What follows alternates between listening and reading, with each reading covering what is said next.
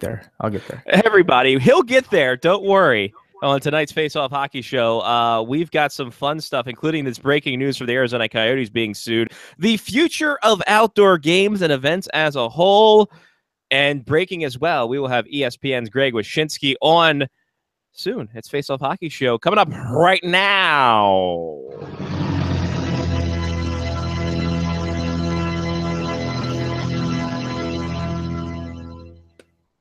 The following program is closed captioned for the thinking impaired. Choose your command.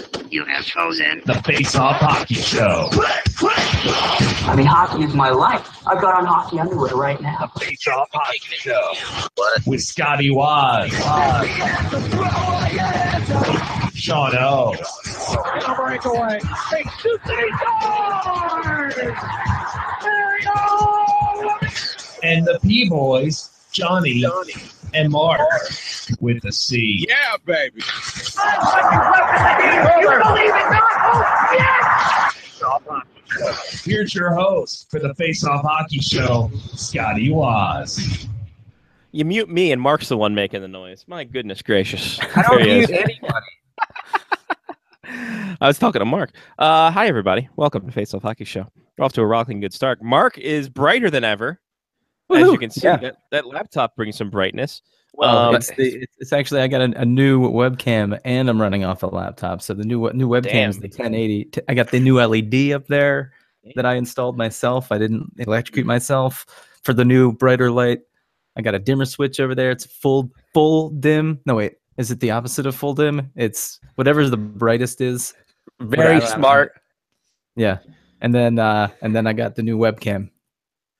That's perfect, and that's all because of all of you patrons are contributing to Mark's Light Fund. I don't think that's true, but shout out to our people. That's not true. Yeah, LEDs are cheaper anyway. Come on, man. True. A shout out to all our Patreon contributors. If you want to contribute, go to patreon.com/faceoffhockeyshow. You can check all the things out that we have tier wise, and at least $1 will get you a shout out on every week's show twice, and including in the Cider Strip bubble as well. So shout out to our boy Mitch, who was the icebreaker of this whole ordeal. Also Rob, who is he's the man. It's his birthday today. Happy birthday, Rob. We'll talk about some stuff going on. Birthday. Yeah, Chris, the drummer man, T-Rock, Trista, she is awesome. Angela, thank you very much for your pledge. I don't know Angela, but I'm glad that she's with us.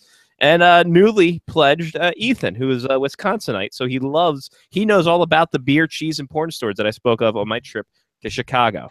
So that should be the name of your autobiography. What's that? Beer, cheese, and porn stores? Yeah, obviously. Okay, perfect. Done. My trip through Wisconsin in 20 pages.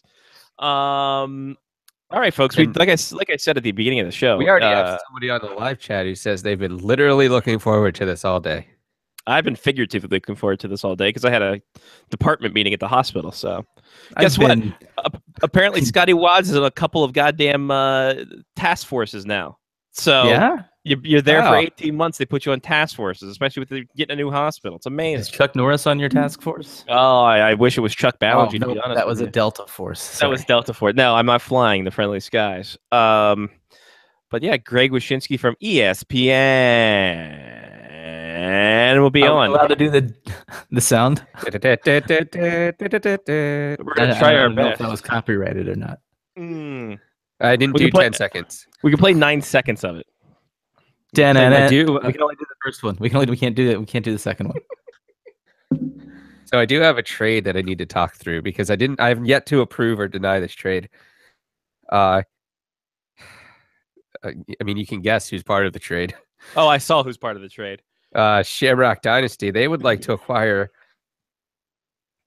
Brian Elliott. I was like, hold on. Bruce Elliott. Bruce Elliott.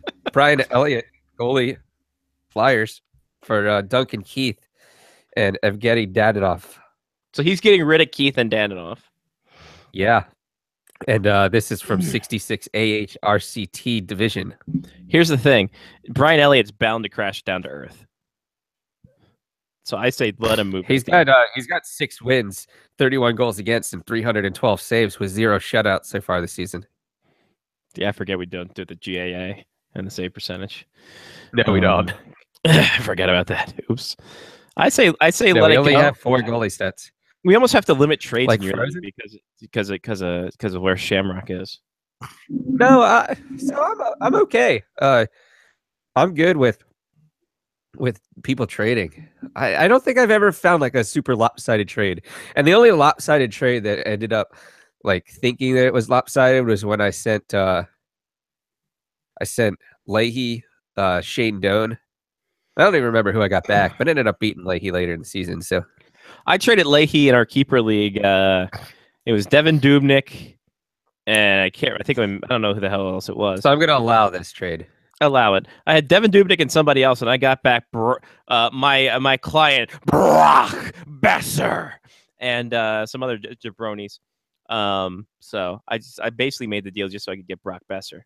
I think I got Nolan Patrick too. Should. I got Nolan Patrick, aka basic IR spot. IR plus. IR plus, yeah. IR plus might be the best thing we've added. Although I will say that this past week I beat Phil, and I beat him because I won faceoffs. Mm. I won 5-4. I destroyed him by 15 faceoffs wins, and that's what got me the win. The Yannick Perreault Award for top faceoff. Why is that an award? Why is that not an award? That's pretty good.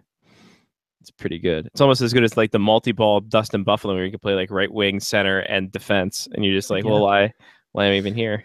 I drafted him every year just so I could always have a full roster. There's no one ever on my bench that year because you could play right wing and defense. I think Glenburnie HC is 6th place in the Hirsch division, so I'm somewhere in the middle of my league. Yeah. What is your John, name again? No. Am I still Debbie Does Dallas Drake? I think so. Let me check real quick. It's a fantastic name. Debbie Does Dallas Drake is in 3rd place. Hey, the flying jerks are in 1st. The Golden Knights Watch. Golden Knights Watch men. Golden Knights Watch is 2nd. Debbie Does Dallas Drake is 3rd. The MW Outhouse Penguins are 4th, and me as Baby Got Backstrom is 5th. That's a good one too. Shamrock Dynasty is in 10th place right now. They got to get that. They're leading the league in moves at 25, almost one per day of the season. And let's be honest, that Flyers goaltending is really going to help them out, like aces. Oh, well, they are leading the league in moves. 25. Great work, Mark. Thanks. It's like you're both looking at the same thing. Dale Hunter Returns has made 1 move. Oh, Dale Hunter Returns. I remember him. He returned. Lyle almost ran into him. They're tied with Married to Aho. Married to Aho. That's a good one. And the Flying Jerks have only made 1 move. Flying Jerks is a good. I don't know if I like Flying Jerks as much when you compare it to the others. Flying Jerks is good. Manitoba Bear. Hashtag. Why is that Stinger Splash? Stinger Splash is pretty fun. Lahome Nikita. Well, I don't know what that means. Yeah, the man Nikita, not La Femme Nikita, who is the girl Nikita. Oh. And was also a show on USA. I remember that. It came on after all. Probably copyright infringement. Yeah. Keep forgetting I only have 10 teams in my league. Oops. I got to 12. Every day I'm Buffalin is the name of a team in my league. That's good. That's good. We didn't do this, did we? We never went through the good team names. No. Ranta and Raving. That's a good one. Been Slavin every day. Or been Slavin all day. That's a good one. Okay. Nitro Hercus. And Smell These Poppers. I don't know what that means at all. Don't know. Not hip with the millennial kids. So there we go. We are waiting in the wings. Waiting in the wings. I don't know what that meant. So, gentlemen, we've had fun. Jesus Christ. By the way, breaking news, the Arizona Coyotes were sued by former employees as a part of the National Labor Relations Board situation. apparently they weren't paying their employees for overtime or anything like that, as is the law. So, but I didn't even think you had to do that. Yeah, especially not in Arizona. Yeah, well, especially with the Coyotes, they have zero money. Like how much could Matt Death get if they actually paid, if the Orioles paid people overtime? I didn't think sports teams had to pay people overtime. Apparently they do. I don't know. I'm gonna have to find this out. This just broke like before we came on the air. Well, it depends on like if you're a salaried employee. So I would imagine that the front office doesn't get paid overtime because they're salary benefits, all that jazz. But I mean, I don't know. It depends on your gig. Because if you're an hourly employee, then you just get paid for what you work. This is after the Coyotes are the first. If you're an team. hourly employee, then I assume that you would get overtime. You should. Yeah, the way things work. Yeah, the Coyotes set a record that they're the first team through 20 games to not have a regulation win. So congratulations to them, as they're just when you thought things couldn't get worse, they've stopped paying people. Right? Wait a minute. Are we sure this isn't Russia? Sounds a lot like Russia. Glendale, the St. Petersburg of Arizona. Yeah. KHL doesn't even want them. Are you kidding? Oh man, that's a sad state of affairs in Arizona. Remember, just like they're so close. They're so close, and then nada, nothing, zero. Butt kiss, as the kids like to say. So yeah, we are waiting on Greg Wyshynski. We were able to fit him. He was able to fit us in his schedule. What am I saying? Like we have things going on. I'm a very busy man. Look, we are a very busy show. But no, we are waiting on him. I sent him the link via the Twitter, and we'll see what happens. Maybe he's on this Arizona Coyotes beat. While we wait for him, Johnny, you want to share your week? I had a week. Okay. I did some things. I started a fire. Did you? Was it always burning since the world's been turning? Yeah, I started the fire. Interesting part, though, is that apparently all flues are not made the same. So I had an interesting time getting the flu. You're not supposed to call them that, by the way. What are they supposed to be called? Women? I don't know. Oh, no. You didn't say flu disease. Not all flus are made the same. You're right, Mark. But yeah, so I was out of line on that one. Sorry. I had to pull the flue down farther than I expected, and when I first started the fire, there was some smoke coming in the house. So I made that change after the smoke alarm went off, and yeah. Wait, was this your flu or someone else's flu? No, it's somebody else's flu. Yeah. I've already gotten the flu shot because of Hudson showing up, so I didn't have the flu. Good. Yeah. I just wasn't. I didn't remember there being a fireplace in your house, so I wasn't. No, there isn't a fireplace in my house. I will say that fire pits are way easier to use than fireplaces, especially if you just have things you want to burn. I mean, if there's just stuff that you need to burn to get rid of it, and destroy evidence and whatnot, then fire pits are the way to go for sure.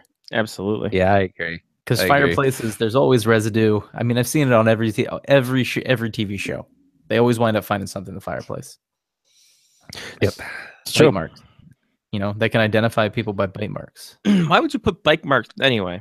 I don't know. Speaking of bite marks, we are now joined by the master of, I don't know where that went, Greg Wyshynski of ESPN. Sir, how are you? I'm good. How are you? We're doing fantastic. First off, congratulations. We're the last people to tell you that. How is the new ESPN Digs treating you? It's good. I apologize for being tardy. I had to download Hangouts on my phone. It's fine. Don't worry about it. We were talking about the burning things and the Coyotes. Not really exclusive. Do you mean like with magnifying glasses, or? Kind of. Johnny was throwing things in a fire pit. It was great. No, we were just burning stuff like overtime. Stuff like that. Of course. Like old wedding photos. It's been great. The ESPN thing's been great. I much appreciate how cool they've been with me and my different. And I was really stunned to find out how many hockey fans were at ESPN, despite a lack of hockey sometimes on their highlight shows. So that was a really cool thing too. It's very, very hockey centric environment, and it's been fun to be there.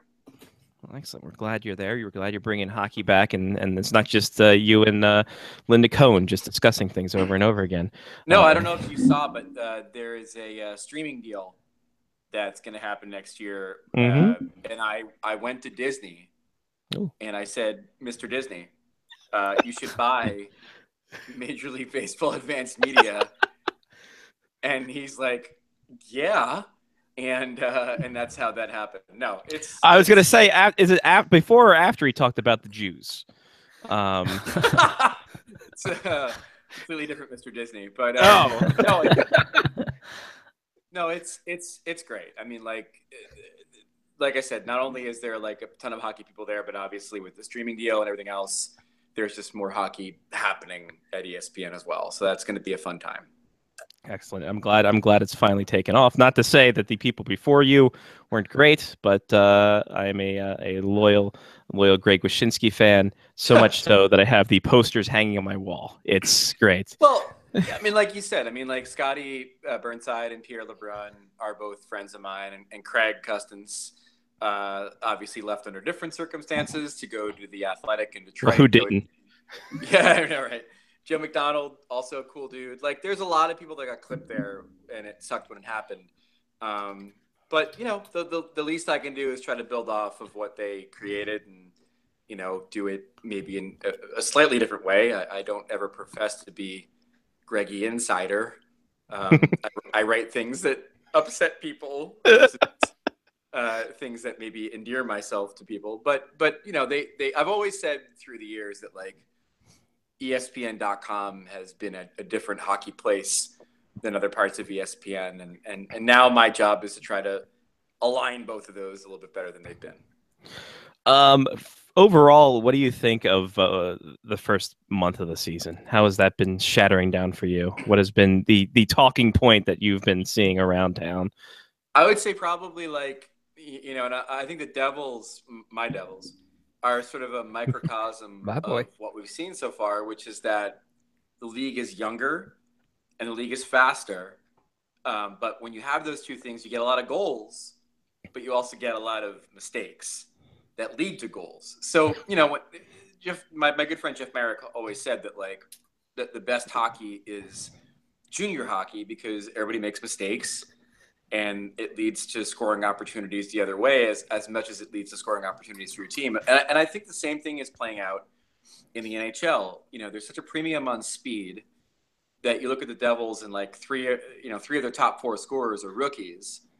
And you're seeing that across the league as far as the investment of younger players, the investment in speed, and you're gonna get offense out of that, but you're also gonna get, you know, mistakes and leading to offense for the other team. So short answer is that's why we have a spike in scoring early in the season. And I guess we wait to see if things are going to even out with coaches kind of tampering down at some point. And I know with college hockey, as I've been watching it all year, it's hard not to yell "motherfucker" when it's going on in the press booth with all the mistakes. Press booth? What am I? 72. It's a press booth. Blowing your fedora and bow tie? I do have to call in my story. That's the weird part about it. It's North Dakota. The landlines here are still... Whenever I think about calling in your story, I think of that scene in Airplane where all the reporters went into the photo booths at the phone booths at the same time and knocked them all over like they're porta potties. Very big fan of that scene. It's tremendous. I gotta watch that movie again. It's been a while. Hey, did you know that there was an outdoor game in Annapolis this year? Because the NHL didn't want to promote it. And apparently they're just like, halftime show, here's the logo. Goodbye, everybody.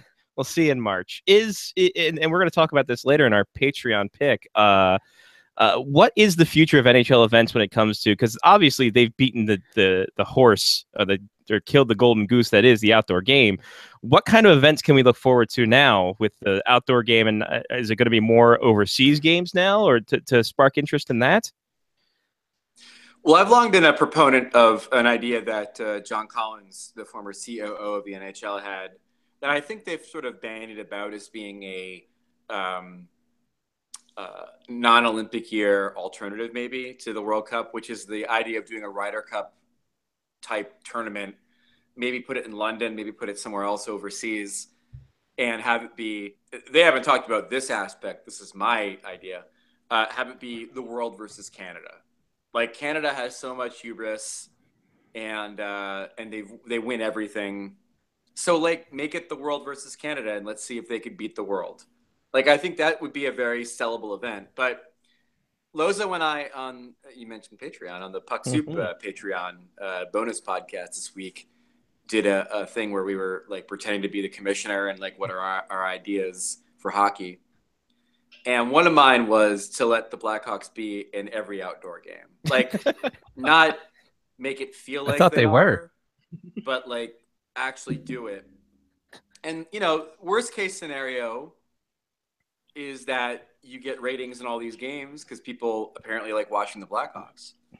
And best case scenario is it drives Jonathan Toews slowly insane to have to do all these outdoor games and talk so that he smiles. And you know, your team's out of the playoffs and you're standing there answering questions about, Johnny, what's it like, the thrill of walking into that stadium for the, and he's been asked this question literally like 105 times. And so just that season. I think it's a no-lose scenario really to have both these things happen. I mean, really, it's working already for the NFL. They send the Jaguars to London every year, and they get the most people at their games that they've ever had every year. So, and what is Jonathan Toews if not hockey's Blake Bortles? Exactly. True. Very true. I don't know if that lines up, but it's true. I do like when they were announcing outdoor games. Lozo said it was the Blackhawks versus the Rockford Ice Hawks. That was a great idea for a game as well. Yeah. I mean, at some point you just have to go intra-squad.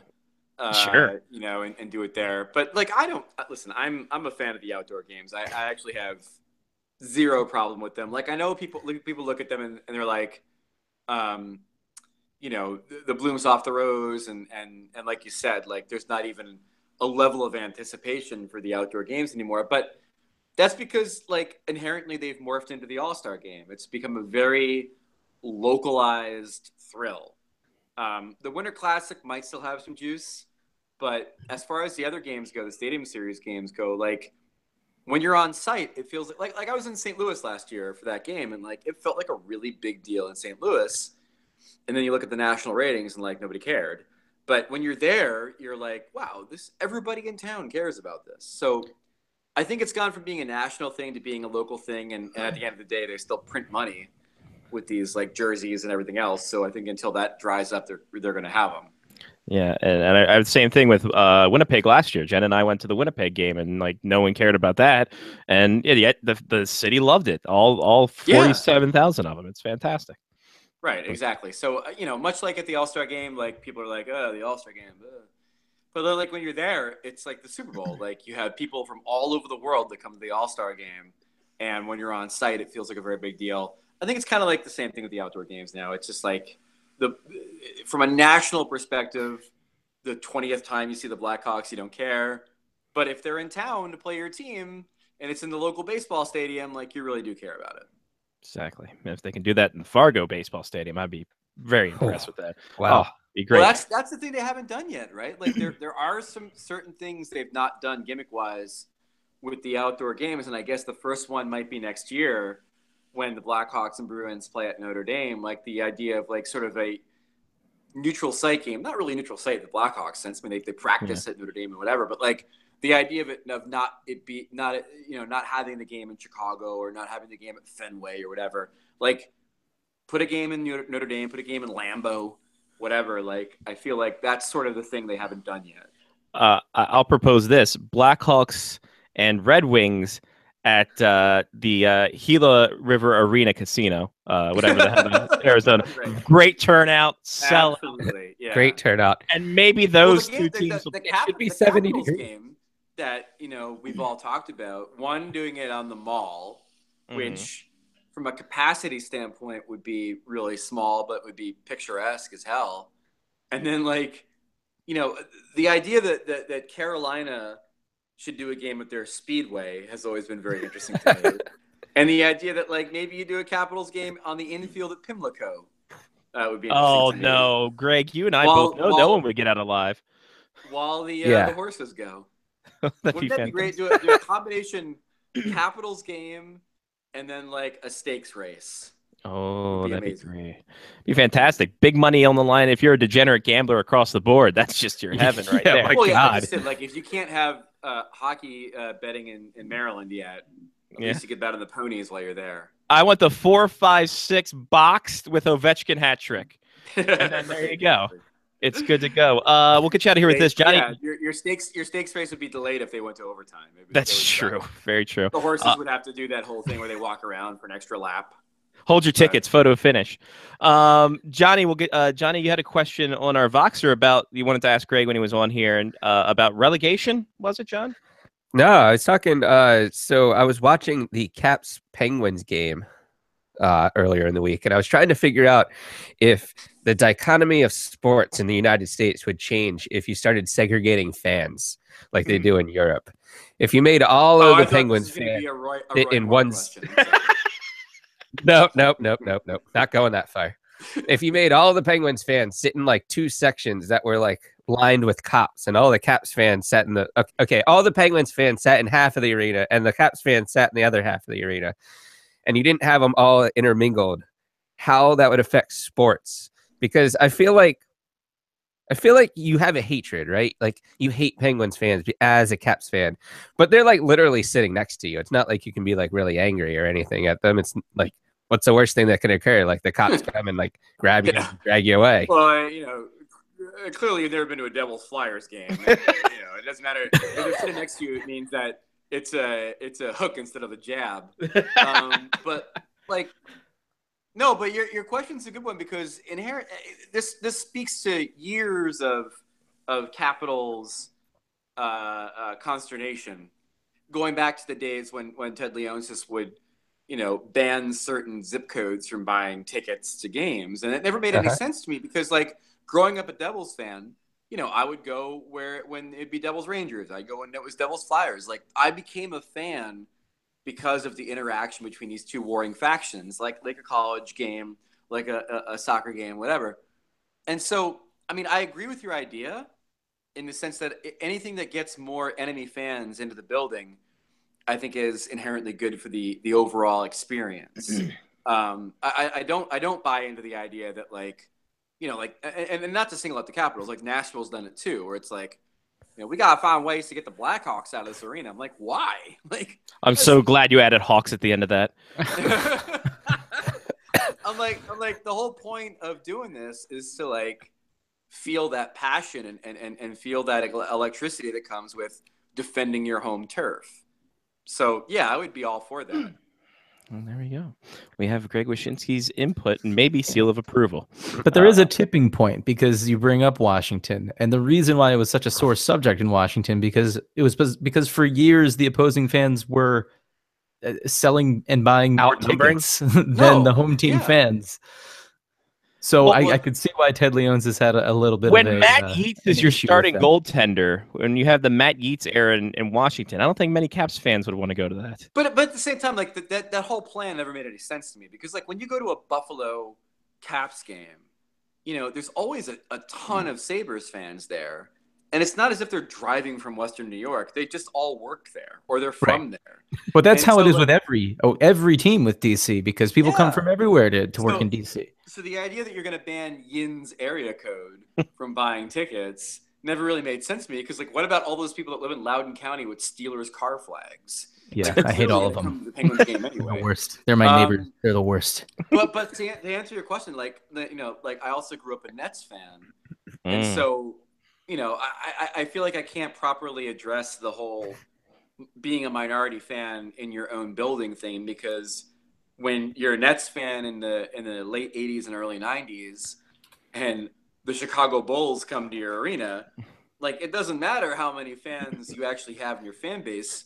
Not only do you have Chicago fans there, you have Nets fans that literally are rooting for Michael Jordan. Like it's like you go to a Nets. The guy next to you all season long is now wearing a Bulls jersey. Just to cheer on Jordan, and like there's no getting around that. So I can't speak to that notion because it's always been kind of an inherent part of my fandom to go to your own arena and feel like a visiting fan. I imagine 6-year-old Greg in Horace Grant cosplay with the goggles and everything. So no, I had a friend named Scott who was like a Nets fan like me, and his family had like a partial season ticket plan, like my dad did. My dad got us the cheapest seats in the arena, and then you also got White Castle burgers before the game. Nice. Like it was a very nice deal. And part of the ticket package was you get the Bulls game. And I remember my friend Scott in high school was just like, I went to the game, and like one game he'd show up in like a Mookie Blaylock jersey, and then the next day he showed up in a Jordan jersey. I'm like, you turncoat. and then Jordan would drop like 55 points. You're like, oh, of course you did that. He's fantastic. Well, Little Sneakers is saying it's time to go. So there she is. Hey, what a dog. There she is. Yeah, lovely. All her Lovely. glory. By the way, dogs are great, except for when it gets to be between 8 and 10 at night. And then they feel neglected because you've been working all day. And then also they claim they need to go take a shit. Well, hey, just ask Jet about me, and then these things happen. Well, boys, I'm so happy we got to do this. I miss all of you. I miss you too, buddy. Will we see you in Annapolis? Without question. Without question. How's the Patreon going? So far, so good. We're 2 weeks in, and we've got 7 patrons. And I think for a little show like us, we're doing pretty good for ourselves. Well, I'll be sure to pimp it. Yes, please do. It's and more people know about it. And I have to say, you are an inspiration because for years I'm just like, what are we going to do with Patreon? And then, hey, Greg and Dave just show up and Rick shop, and the $5 stuff has been great. And if you haven't already, go donate to the Puck Soup Patreon because it's great, and the extra shows and the mailbags have been great. So yeah, it was one of those deals where like Dave and I never want to do anything that's not like good, and we both have sort of like a lot of guilt in the sense of like charging any money for anything we do. Mm-hmm. But then like we're like, okay, if we're gonna charge money, we're really gonna do it. And then became like we're doing 6 things a month for $5, and it became apparent when we started looking around the world that's like most people that do Patreons are not doing that. Yeah, it's kind of like one interview with someone quasi-famous about food or whatever, and we're like, oh, we're overcompensating, but that's our lot in life, really. Hey, well, I'm glad you're doing it, and it's really great, and you're doing a great job. And I'm glad you landed on your feet in ESPN like you weren't. Yeah. But next time we talk to you, we'll have to get the behind the blog. We talked to Leahy a little bit and got some dirt. Oh Jesus! And yeah, so yeah, his shoot interview was great. We could splice everything together and create the behind the blog Puck Daddy. Version. You should definitely do that. I mean, if Ric Flair can get a 30 for 30, I see no reason why Puck Daddy shouldn't. Well, at least it'll be a 30 for 30 shorts. Also, good. Why? Because I'm involved. I appreciate you having me on. I know I only have to be on around 50 more times to catch Leahy, and it was good to see him taking time away from the LCS hockey podcast to come on with you guys. Well, sometimes he's got to do priorities as well. But he puts himself in front of a white background, so he could be here right now. Oh, who's to say? A little bit of a green screen. Buddy, love you so much. Thank you for coming on. We'll talk to you down the line, my friend. I love you guys too. Thanks for having me. Yeah, no problem. There he goes. Bye, buddy. Greg Wyshynski of ESPN.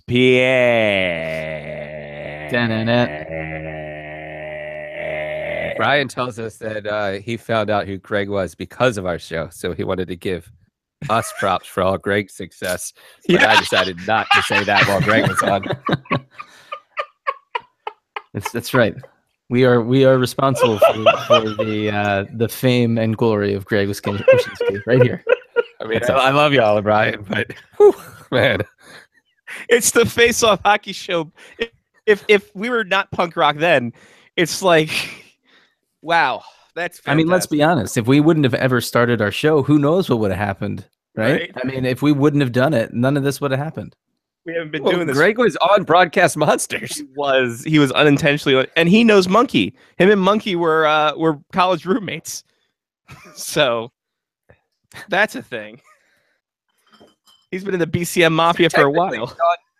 Technically, Sean did kind of start his radio career. Technically, Sean probably went to him with an idea. Hey, you want to do a hockey show? Greg's like, what's a podcast? And then Then us jamokes are on. And then he came to me and was like, "Hey, you want to do a hockey show?" I was like, "Sure, sure, let's do this." And handed me a 37-page pamphlet on how iTunes sales and internet radio is going to be huge in the next 10 years. Boy, was he not right, wrong. Sean. Hey, by the way, Mark, we didn't get to your week. Baby stuff? Yeah, I mean, it's just I might as well just record myself saying the same thing over and over again every week. Nothing's changed. I will say this. I did get something. First off, Jen, if you didn't listen to Cyrus Bubble, she got into Maryland. She is now a graduate school. Yes. Maryland Terrapin. I have a Maryland flag. Yeah, I got Maryland stuff on. I got a Maryland hoodie right here. Congrats to Jen. And by the way, my offer on Facebook, if there's a graduation ceremony in Maryland, I'm paying at Bentley's. All right, we got it. Don't worry. We're gonna take you on for that. Also, that same day, I had some great news for me too. I got another old program. 1963-64 Baltimore Clippers. Oh. That is amazing. Let's say it was 35 cents. Yes, it's a 35-cent program, right there. And on the back, a lot of money. Old school Natty Bow.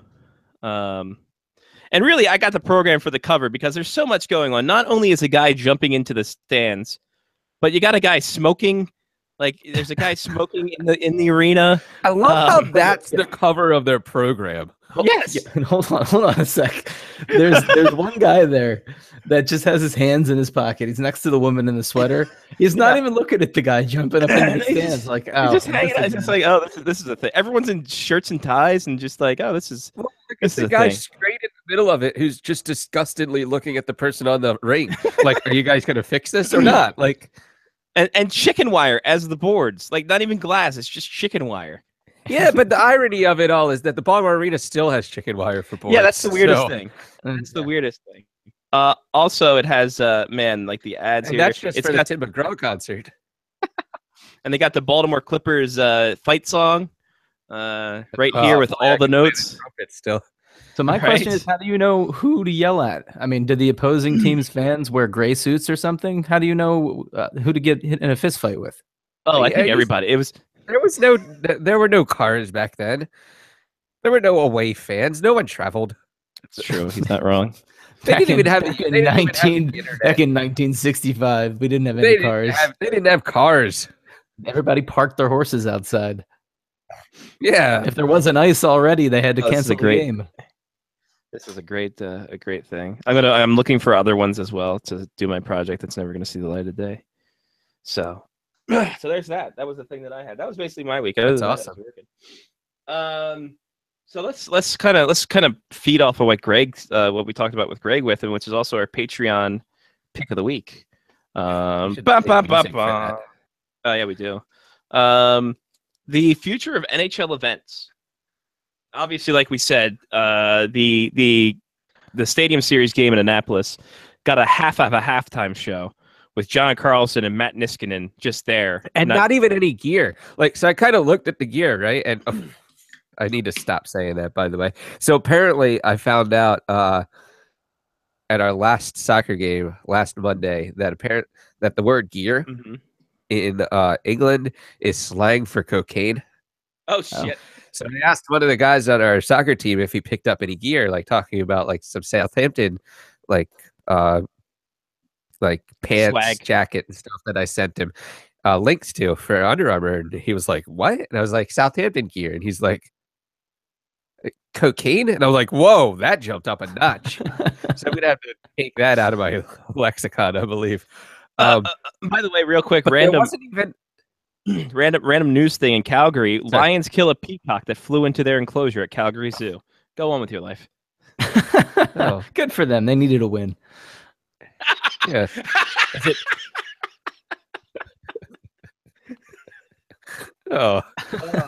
Perfect. Those peacocks just strutting around like they own the place. Mm. Yeah. Anyway, damn NBC. So what I was saying is that they didn't even have any like memorabilia, merchandising. They didn't have anything. They just like sent John Carlson and Matt Niskanen out wearing whatever hats and jackets they were wearing, and like waving and being like, "Yep, we're gonna play a hockey game here." I mean, even the Caps logo just says Caps on it. Well, that's exactly what they'll be wearing that on a jersey. That is the logo they're using for the jersey logo. All right. Is it ironic that the Caps logo is not in capital letters? Yes. Yeah, I think that's. I don't know who made that point first of all, but I do remember that being a thing. I'm just like, why isn't it in capital letters? And it's haunting me to this day. They got it right when they had the eagle. It's true. It's true. But I mean, with something like that, destroyed that. With all this stuff that's not going on with promotion, like what is, like Greg mentioned, the Ryder Cup situation, Canada versus the world. Like, where do you think this is going? I mean, there was those games in Stockholm that very little people cared about. But they also weren't marketed well at all. Fair. Like, if we reach the point where MLBAM just believes that they're going to be like, people are going to watch this stuff and we don't have to market it. I mean, you can't just market games in Sweden to a crowd that's already watching hockey.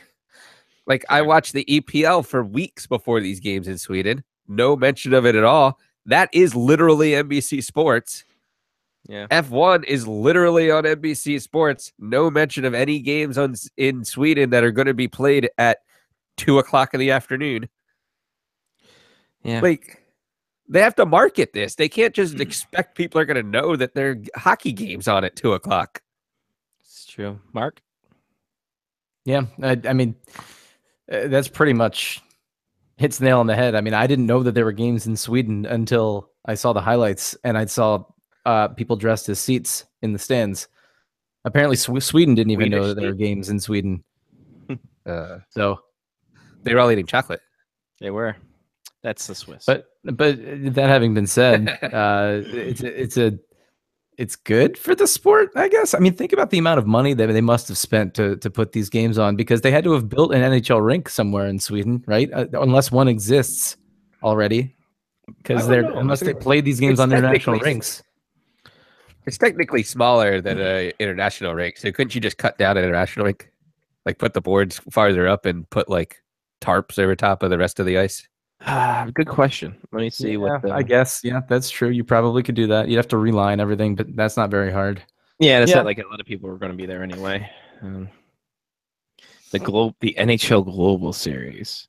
God, terrible name. Global Series that we're playing just in Sweden. Yeah, I mean, it doesn't really make any sense. The whole NFL playing in London and NFL playing in Mexico, like those things, I mean, they don't make sense either, but at least it's exposing the game to people that wouldn't normally get to see the game. Isn't there also talk, though, of the NFL going to London and Mexico? Yes. Like trying to put teams in that area? Yes. But the NHL playing in China? No. Unless the 32nd team is going to be in Stockholm. Yeah, I don't think this is going to be a situation like the national or the Canadian Women's League or something like that, where they're just like, yeah, we're going to have teams in China. What? Really? Why? Okay, so then I don't. Yeah, I'm with Mark completely on this. I don't understand these games. It's not like you're selling the game to Swedish players.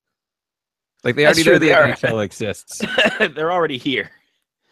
You're just wasting money, really. I mean, you're sending any, and I could see playing these games in a time when you couldn't turn on your television and find 6 different hockey games on at the same time on your NHL package, right? If these games were sometime in the 80s when you could only see your home team game and people from Sweden were lucky to see any NHL game, then yes, traveling to play a game makes sense to promote the game outside of the country. But anyone in Sweden could buy an international package to the NHL Network or whatever and be able to watch any of these games. Yeah, I mean, and that's the argument against the All-Star game too. It's just like the only reason the All-Star game was a thing is that people could actually see all the teams that they don't usually see in one space. And I think that's where people get jaded with the All-Star games, because we can see these people whenever we want. You see these players whenever they want. It's not a big thing when they come to town, but now, since we can, now, yeah, I kind of jumbled myself there, but there you go. What else do you expect from the show, especially with my browser pausing. I'm like, no, where'd you guys go? So yeah, the Ericsson Globe ice hockey. It holds 13,000. Most it's ever hold was a Spice Girls concert. 16,000 people were there. Sounds about right. Yeah.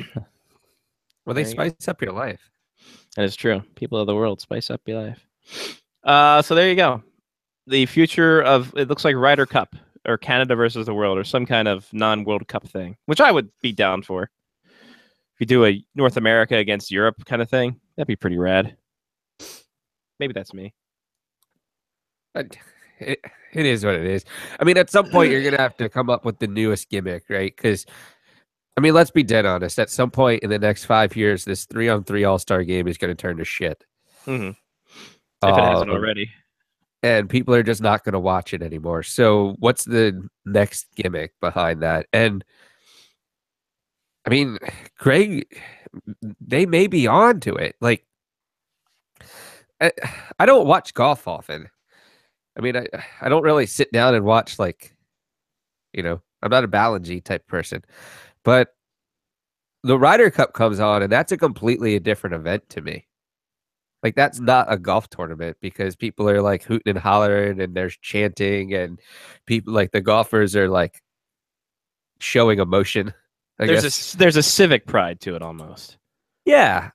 And it's not so much as I'm playing for my country. It's like, this is a tradition that's been going on for years upon years upon years. Like, I want to win because of the tradition type of thing. Mm-hmm. Like, maybe they need to make some sort of, like, real tradition. And the World Cup isn't going to be it. The World Cup's junk on sticks. Nice. So, yeah, there we go. Hope you guys enjoyed your Patreon pick. If you want to go on the Patreon, patreon.com/faceoffhockeyshow.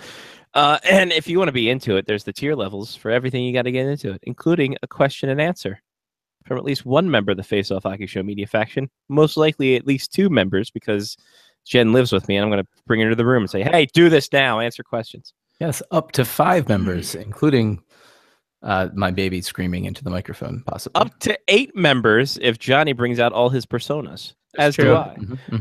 Up to 42 if I bring out all of mine. Juan has some really weird answers because every question you ask him is just C. I mean, I never understood him. His favorite letter of the alphabet. What should they should do with Nicholas Backstrom, given the C? Yeah, that kind of stuff. All right, some injury reports. Johnny, you don't have to cue this. Oh, geez. Yeah, I'm gonna pause a little bit here. Kind of went over. Talk about how British people actually like American football. Oh, that's on our live chat also. Interesting. I got music. I just dropped in to see what condition my condition was in. Yeah, oh yeah, what condition my condition was in. A couple injuries. Brad Marchand and Anders Bjork they're missing 2 games due to being quote unquote nicked up. So that's like the NHL version of a knock. Yeah. So there's that. Alvaro Montoya, you just knocked him out. Prepare to die. He has a concussion. He's out indefinitely. So that means Charlie Lindgren and Zach Fucale are your goaltenders for the Montreal Canadiens. The amount of goalies that have gotten concussions this year has been insane. Yeah, it's a very bizarre happening. I don't know if I like it or not. I don't. Or make it free game. I don't know what these guys are going to do. So there's that. We've got ourselves some other news. Anthony Emmy on his, I think, 4th team this year, as he was picked up on waivers by the actually his 3rd team, picked up on waivers by the Montreal Canadiens. But they don't do the half-price reentry waivers anymore, do they? I don't think they do. They might. I found my Sean Avery. Let me see if I can find my Sean Avery. The Sean Avery. Oh my God, that's fantastic. Sean Avery re-entry waivers. Where he gets Google spreadsheet. All 30 teams. By the way, Anthony Emmy could be going to Las Vegas because Dylan. It's actually named Sean Avery's Great. Nice. Dylan Ferguson got put into play last week. He's the emergency backup for the Vegas Golden Knights after everybody else went down. So he is the junior goalie who plays in Kamloops. So there's that. So the Stars, in order to pick up Sean Avery, had to pay $1,937,500. When the Rangers picked up Sean Avery, they had to pay $968,750, and then it went all the way down to all 30 teams picking up Sean Avery to the point where it was 0.007. So it was 0.07 of a cent. That's amazing for the last two teams to pick up Sean Avery. Hashtag math. Hashtag math that shit. I mean, it dropped quickly because even when you got to the 10th team, they were only picking up Sean Avery for $3,784.17. Only. That's not what I wanted. Still overpaying by a lot.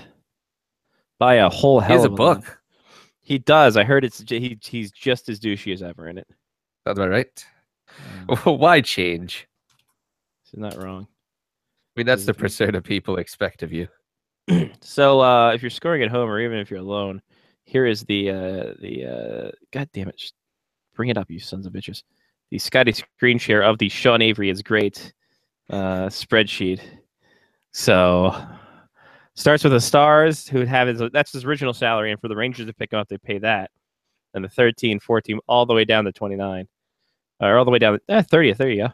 Yeah, 29 and 30 had to be the same because when you just keep dividing things by 2, it never actually gets to 0. Yeah. So there you go. There's the Sean Avery is great. Fantasticness, Johnny. That is now we have 31 teams, so you have to divide it in half again. Yeah, divide by 2. Double by 2 or... Double divide by 2. Okay. So well, no, because then I'd have to actually so I'd have to divide it again after the 0.007 into 0.0035. It would probably end with 2.0035s now. So confused. This math. I would be told there was no math. That might have been the most fun we've had on a show in a while. Yeah, I know. I can add the 455 though, as Roberto Luongo won his 455th game, and tied for 4th all time with Cujo. So it's good to him. He only has 8 more years on his contract, right? Yeah, pretty much. Actually, I think he's only 4 more years. 4 more years. 4 more years. Also, Finland and Russia have won their pre-Olympic tournaments. Finland won the Kahardia Cup, and Russia won the Deutschland Cup. So Russia won a cup that they only played in themselves. Exactly. So there we go. All right. We now wait for Lyle. There were some trades this week. There were some trades. And then we can get his ideas on the outdoor gimmicks. And by the way, and segregating fans too. Vadim Shipachev retired from the NHL, FYI. If you're scoring at home. Yeah. He did? We hardly knew ye. Exactly. And he signed back with Ska St. Petersburg to play trumpet there. So he could play the Clippers song. It'd be great if he did. I'll send him the sheet music. Oh, jeez. Oh, he's dying. He's dying. Just breathing. No big deal. Yeah, man. Oh, I almost forgot. In my week, I bought new sheets. And buying new sheets is a great. Sure. It's pretty fantastic in itself. Let's see what I did here. Since we're waiting a little bit, I can go through some Snorsky stats real quick. So last night I slept for 10 hours and 38 minutes. 2 hours, 4 of that was deep sleep. 8 hours and 24 minutes of light sleep. So I got more light sleep than even just a normal person should sleep. The day before that was 11 hours, 10 minutes. This was when I got new sheets. I had 5 hours and 3 minutes of deep sleep that night. That's tremendous. 6 hours and 2 minutes of light sleep. I was awake for 5 minutes. And then I have an average of 9 hours and 47 minutes of sleeping this past week. I hate you. I was gonna say, why aren't you flicking off the camera harder? You are the worst. Why? What's wrong? It's fine. Everything's fine. Wait, what's wrong? Yeah. How much has Hudson slept this week? Not enough. Oh. I didn't have any snoring last night. 10 hours at 94%. I find that hard to believe, but yeah, good. I want to go to the tape. I had 5 hours. I had 5 minutes of snoring the night before. 11 hours, 19 minutes at 96%. Oh, this one looks real good. Amazing. But I need to. There we go. That's not so much snoring as me effectively dying. This one just has 2 lines on it. I'm gonna assume that I stopped breathing. Nope, still breathing. Johnny, you have a goose in your room. The goose that one sounds. Is that the peacock? It's like a shitty party favor. By the way, this is like the air coming out of a tire. Great headline from CTV News. Calgary Zoo peacock bolts during roundup, only to become lion's lunch. Someone from the Calgary Zoo said it's just a peacock who randomly chose to take off in a different direction and landed in an unfortunate situation. Eaten. It sounds like the narrator from Arrested Development. Ron Howard. Read that as Ron Howard, please. Oh, I don't know how. Yeah, no, it's fine. You don't have to. I haven't watched the rest of it. No, I'm not going to try to. By the way, Calgary Zoo had a death of a hippo in 2007, and seven penguins died last year. So Calgary Zoo from mumps. Yeah. It's weird, actually. Topical. Love it. Oh, yeah. My God. This is tremendous. As we're still killing time. Yeah. When there's a question that asks if you remember meeting Brian 4 or 5 years ago at a Caps game. I do. It randomly stopped me for a picture in the halls. I believe I was looking to either get a beer, possibly a coffee, maybe find the pisser. I don't remember. I do remember I was on the first. I believe I was on the first level for some reason. I'm normally not on the first level, but I do remember. It was the one and only time that anyone has stopped me and said, "Hey, I know you from the Face Off Hockey show." I said, "What? Really?" And then, did you sign an autograph? No autographs, just maybe, cheers and took a picture. It was fun. So yes, I do remember. Good for you. I'm glad. In any case, the hell's Nicki Minaj doing? Weird. Anyway. Killing time. Here's Lyle Richardson on the air. Killing time. He's from Spectres Hockey, so you take, I don't know. Lyle, how you doing? Hey, I can talk now. Good. Hey, thanks for having me on the show, fellas. Yeah, no problem. How do you feel coming on after Greg? Yeah. Well, he's always a tough act to follow. Act to follow. Right. But you're the headliner tonight. And sneakers. That's true. Sneakers did make a nice professional debut. He's always in sneakers. His dog. Dog sneakers. Right. The dog. Oh, yeah. Yeah, no, made the debut. The program. Because I was gonna say, every time I met Greg, he's always wearing sneakers. Yeah, even in dressy situations, he's always wearing Chuck Taylors. Yes. But did you? But you got to say his name properly now. Greg Wyshynski. Yes.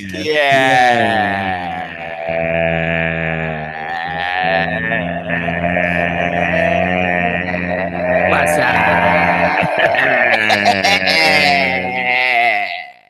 That hurts when you have a sinus cold.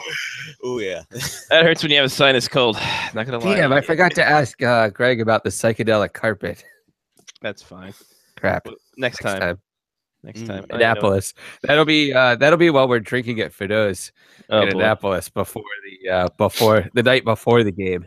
Boy, talking about Andre the Giant and Ric Flair and all the fun stuff per usual. Yeah, exactly. As is our usual. We cannot. Yeah, there's just no way you can have a conversation with Greg and not somehow work pro wrestling in there. So yeah, and can't go to his Andre the Giant impression. And then his Sean Leahy impression, which I think is also his Trump. I'm not sure that I like anything more about Greg than when you say something that he finds extremely funny and he breaks like mid-sentence to start laughing. That is like such a great quality that he has. Yeah. It's a good touch. It's a good touch. Yeah. Like that's what makes Puck Soup so enjoyable.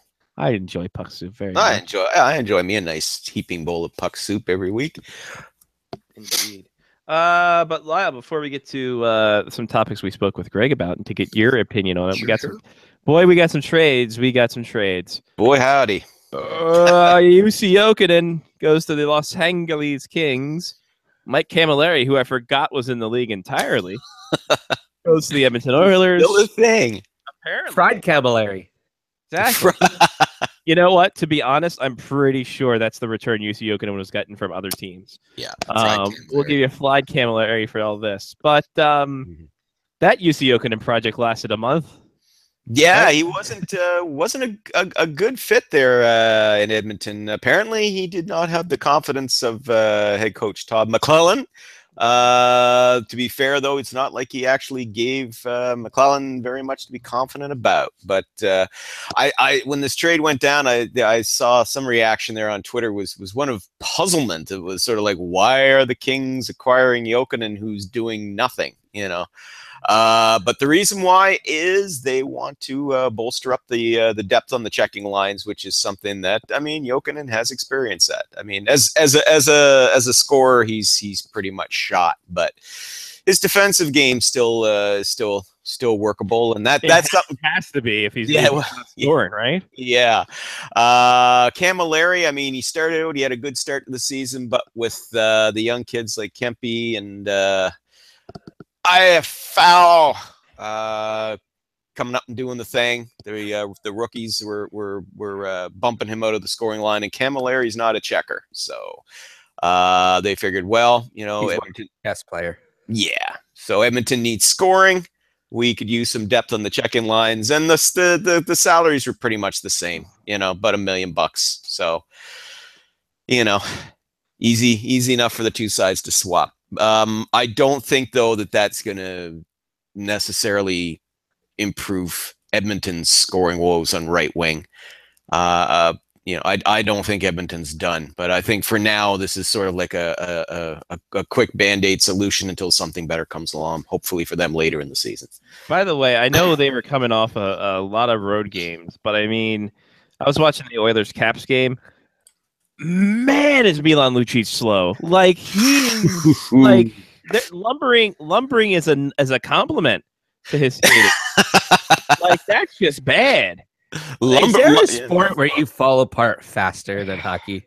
Maybe football. The legs go first, man. When the legs go in hockey, you are doomed. Yeah. You are doomed. You got to wonder, maybe a little buyer's regret there. From that. Is that 4 more years on that contract? I believe so. It was a 6-year deal, if memory serves. Let me just. I'm pretty certain we could have polled like 10 bloggers at that time and asked them, "Hey, is this a good idea?" And we would have all said no. Well, I was charitable enough to say it's a gamble. 7 years, so it's 5 more years to go after this one. At $6 million pop. So it's like a senator. Yeah. No. Ottawa doesn't want him. You mean American senators? Gotcha. Either way. By the way, 2 things I forgot during my week. Yeah. Because I really give a crap about UC Jokinen because his legs were gone. Like I love UC Jokinen because of his energy and his pep, but man, they gave him a super short leash, and boy, he's gone now. By the way, WHL this week. I forgot to put that out in the notes. That's the one thing. WHL. Let's get Johnny. I'll find out what teams I need. If you guys want to, the wool, we'll give that ahead of time. Yeah. Secondly, like LA has been interesting this year. LA has been a nice little bounce back for them. Mm-hmm. And I wonder if that's not because Jonathan Quick is actually healthy for now. Like that's how much rides on him, and how much has the team just overall gotten better because they don't have a Sutter behind the bench? Well, you've hit both. You've ticked both boxes, sir, as to why they've improved. There you go. We have King's improvement bingo. We have a all winner. right. So that we means have a winner. I have my prize right here. 7 Oyos that may not be in transit. There you go. I forgot to put that on about my week. Which did not come from me. So no, I bought mean, them. it could be worse. You could have bought an Italy stadium jacket right before they crashed out of the World Cup. I wasn't going to bring it up. I saw that. Fantastic. The jacket is amazing. I can't wait. The jacket's amazing. The team wasn't. Good Lord. I saw that result, and my first thought was the P boys. I was like, ooh, they're not going to be happy about this. Team Iceland. I'm cheering for Iceland. Go Iceland. Soccer hipster. There it is. Hey, I can cheer for Gylfi Sigurdsson. He plays on my team. He wants Gunnar Stahl, the soccer player, to just show up. Wolf the Dennis Danson as the manager. It's great times over there in Iceland, guys. Hey. But yeah, I mean, the King's doing very, very well. And yeah, who knows? Maybe Jussi Jokinen will make any difference. No. Well, maybe you could. I mean, you know, they've had three things going for them well there in LA to start the season. I mean, you know, obviously Jonathan Quick back and healthy, that doesn't hurt. John Stevens, though, moving up, taking over and employing a more offensive-minded system. Because remember, under Daryl Sutter, it was defense first and always. You know, if we score, that's great, guys, but it's defense first and always. And now they've opened things up. And boy, if that ever breathes some light back into Dustin Brown's game. Oh, yeah. Good Lord. I mean, we had no idea. I mean, for the last 4 seasons, the book on Dustin Brown was, well, scoring touch is gone. It's gone. It's shot.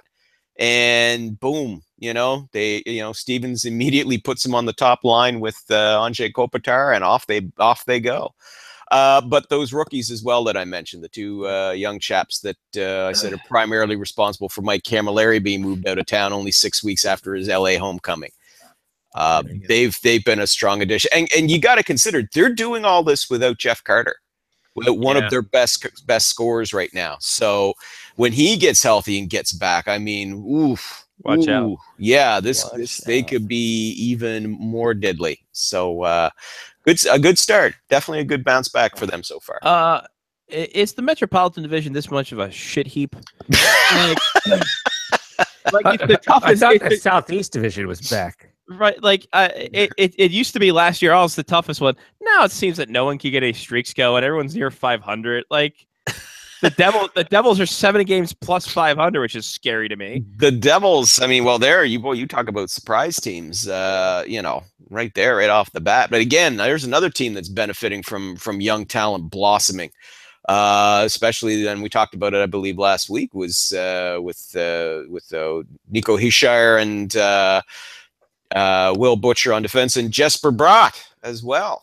Bratt coming in. Those 3 have been welcome additions as well. But yeah, it's interesting. Well, I mean, with Pittsburgh, you can understand why they're sputtering because, of course, you know, consecutive Stanley Cup championship runs. I mean, you're going to be a little slow to the gate to begin with, and they've had some injury woes themselves. Columbus, I don't know if it's struggling to meet heightened expectations. I mean, they're not playing badly. You know, This isn't like where they were 2 years ago where, oh my God, everything was falling apart for them. I mean, but yeah, they're not off to the red hot start they were last season. I will say this. I think the reason is, and I'm sorry to cut you off there, Lyle. No. Is that, you know, last year we saw these Metropolitan Division teams like run off consecutive streaks, like 14, 15 games. And this year it's just like everyone's kind of just sputtered. They kind of stumbled out. Everyone's over 500. They're just stumbling out of the gates. Yeah, and I mean, well, the Rangers have significantly improved. I mean, good Lord, where they were, you know, from where they were 3 weeks ago. Significant improvement there. So Alain Vignon's job has been saved. So temporarily. so far.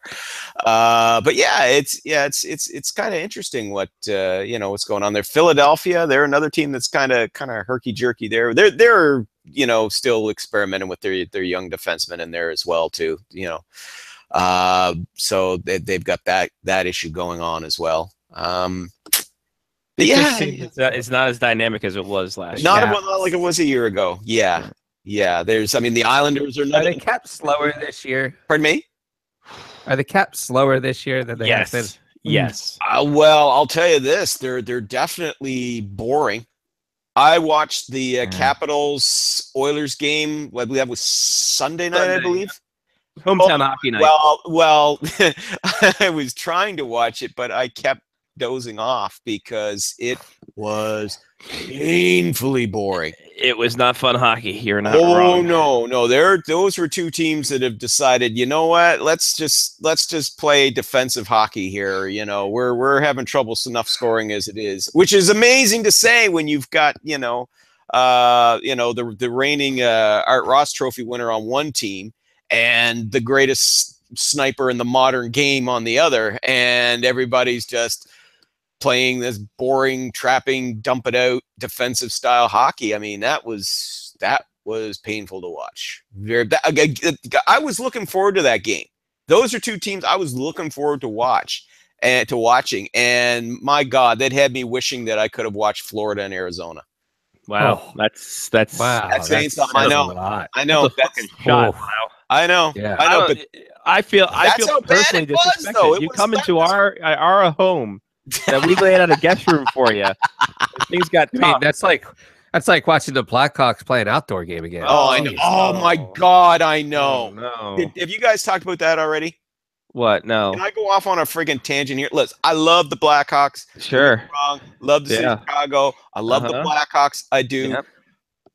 Oh God, if I have to see them play another outdoor game, I'm going to vomit on my television.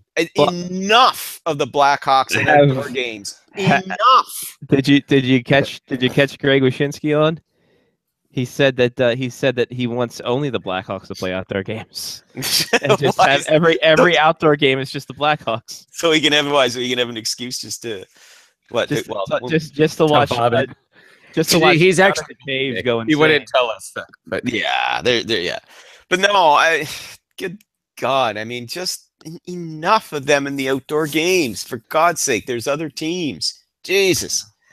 I know they got to go with the teams that are going to help you the biggest draw. I mean, I get that, but come on. Well, there's got to be other teams, but you also have to promote them too. Did you see the farce of a logo unveiling? No, I missed out on that. Everyone else did. Yeah, so did everyone else, because here's what happened. It was half of a halftime show during the Navy Southern Methodist University football game. Oh, you're kidding. John Carlson and Matt Niskanen were in plain clothes. They unveiled the logo on the Jumbotrons, and that was that. When you don't give a shit. Mm-hmm. Well, and then Lyle, I present this for your approval, sir. Boys, I don't know if you've seen this. Well, Scotty screen share. Maybe do a Taylor's. The Centennial Game Classic, the 100th Game Classic against the Canadians and the Zero Sabres. The Zero Sabres, exactly. They look that looks exactly like the old Sabres uniforms on the right there with the what company is that? That is Adidas. Oh, Co. Adidas. Yes. Wyshynski said it was Pac-Man because the C is Pac-Man and the O is the pellets. It is CHO and it's Cho, and you're going, oh, so it's the markers are made by an Asian company named Cho. How nice. Margaret Cho is going to be performing halftime. There you go. Yay! There we are. We got to it. Wow. I will give it this. The Canadians one is different from any other ones. Thank God for that. I don't have a problem with the Canadians jersey at all. I actually like that. It's not much different from what they normally wear. It's a normal design. You can't go wrong with it. it. But I like this silver stripe. This silver stripe is different. Yeah, it is, and it's got the. I like adding the silver stripe. And embroidered, it has the years that they won the Stanley Cup embroidered on the sleeve as well. So yeah, got that going for him. And I like this silver. I like the silver lining. It's like a silver lining playbook. Silver lining to the silver lining. It really is. Why did they? The silver lining. Why did they display the jerseys on the floor? No, Lyle. It's a workshop. See, they crafted the NHL. They crafted the NHL being the first game, so they put it. Why are they crafting their jerseys? That's actually my hand tool. Why are they using carpeting tools to craft their jerseys? What the hell? Well, Adidas does go through great measures to make quality jerseys. Very true. And it's a very secret formula how they make those jerseys. I want to see how they make them using a circular saw, because I see circular saw blades there. Lyle, how do you think they got that neck? Oh no, those aren't circular saw blades. It's a patented design, Lyle. You'll never know. I guess not. They work their wizardry in different ways, I guess. Yeah. They follow the red green rule for tool usage. Any tool can be the right tool. Well, yeah, and there you go. You want to talk about NHL and tools? There you go. There you go. See, you know what would be? God, the extremely cynical part of me already has multiple headlines summed up right now when the Ottawa Senators scored no goals in this game. Can you imagine if they get shut with out? That logo on their jersey? My God. Oh man. Yeah. But Lyle, NHL.com will have a field day. Oh, it'd be fantastic. I'm sure you saw the logo for the Stadium Series in Annapolis, correct? Pull it up and show me again, please. Yeah, hold on. Well, hey, easy there. Lyle, we have a and show me the logo while you're at it. We do have a on the live chat here, hoping that you had a fantastic Remembrance Day. Mm-hmm. Oh, well, I mean, it's a solemn, Remembrance Day is a solemn occasion, but I had a good day. Cold. It was cold. Yes. Oh boy. Well, it wouldn't be Remembrance Day unless you're shivering. So it's true. Here it is, the Stadium Series logo for the Annapolis Stadium. I like it. I do. I like it. I like that a lot, actually. Yeah, that is that's a good one. That's the only part of the whole thing I like, because the Caps using don't show them the Caps logo, please. I might have to show them the Caps logo. Show me the Caps logo. Let me go back real quick and find it. Let me see. So I do really like that logo, and if there's like a navy like white striped hat with that logo on it, I will probably buy that in a heartbeat.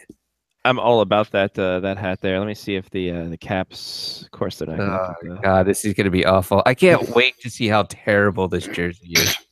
So, God, listen, I know Google Hangouts is using my webcam. Jesus Christ, I've known this for a while here. So here's the Caps logo.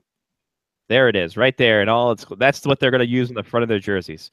I shit you not. This is in the press release. This is the logo they're going to use for their jerseys. That is underwhelming. CAPS. And as you mentioned earlier in the show, if it's Caps, why isn't it all caps? Why isn't it all caps? It's always been that way. And all caps is just a hashtag. Yeah, that's true. That's not good. No, it's not good, Bosch, because it looks like they're going to be wearing a white jersey with it too, so it's going to be really bad. Oh boy! Oh, it's not going to be fun. I thought they. What did the? They better hope it does. You guys better hope the guys don't have a sudden blizzard or something like that, or heavy snowstorm during that day, or you're not going to be able to see them at all. It's Annapolis in March. Anything could happen. It could be 75. Are you kidding 75 me? During the day. Annapolis in March. It's going to be 80 degrees. Exactly. 80 degrees, and then 24 that night. It's going to be very bizarre. Yeah, that is weird. Like right at 6:30, it'll be like 32 degrees. Hey, Mark, if you want to know the rest, buy the rights. How bizarre. I kind of hope that they don't have white jerseys. I was kind of, and this is the really weird, like let's tie everything in part of me. I was really hoping the Caps would come out with navy jerseys. I mean, that makes sense. Yeah, that would have fit with the theme. Yes, that would have fit with the theme. I sense another missed opportunity here. Of course, it's easy for us to sit on the sidelines and mock, but hey, that's what we do because we're fans, and there you go. Wow, a missed opportunity. And we also have better ideas than them. Yes, Jesus. So many better ideas. So many. Especially because it's right in our backyards. For you guys, definitely. I mean, come on. Like, I agree with what Johnny was saying. You should have gone with the name. You should drive down. I have a guest room. I should. Lyle's going to go to Annapolis, Nova Scotia. Yeah, that's yeah. I'm like, I could drive that. That's only 5 hours from here. Jeez, no problem. I like this. I like what date of it again is March the 3rd. March the 3rd. Annapolis Royal in Nova Scotia Naval Academy. Pardon me? Is there does Canada have military schools? Yes, we do. Is there a Canadian Naval Academy? We have one now. We have one military college, Royal Military College. The Citadel in Montreal. Right? We used to have 3. I thought there was a Citadel in Montreal. Yeah, for used to be for something like, but anyway, no. But we have one military college now. We used to have 3. We had Royal Military College, which we still have. We used to have Royal Roads Military College, which used to be out in Victoria, which was which was kind of sort of Canada's version of a naval academy. And then we had there was one in Quebec as well, and that one doesn't exist anymore. So now that one was French. Yeah. Well, now it's all bilingual, see. So, not that there's anything wrong with that. No, exactly. No, because there isn't. Not at all. But, yeah.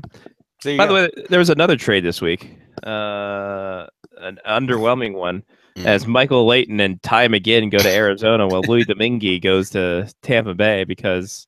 Oh, that's fallen apart quickly. Man. Yeah. I think Michael Leighton's earned the nickname Suitcase. Yeah. You're not wrong. Yeah. Louis Domingue, though, I mean... didn't he win a Stanley Cup, though?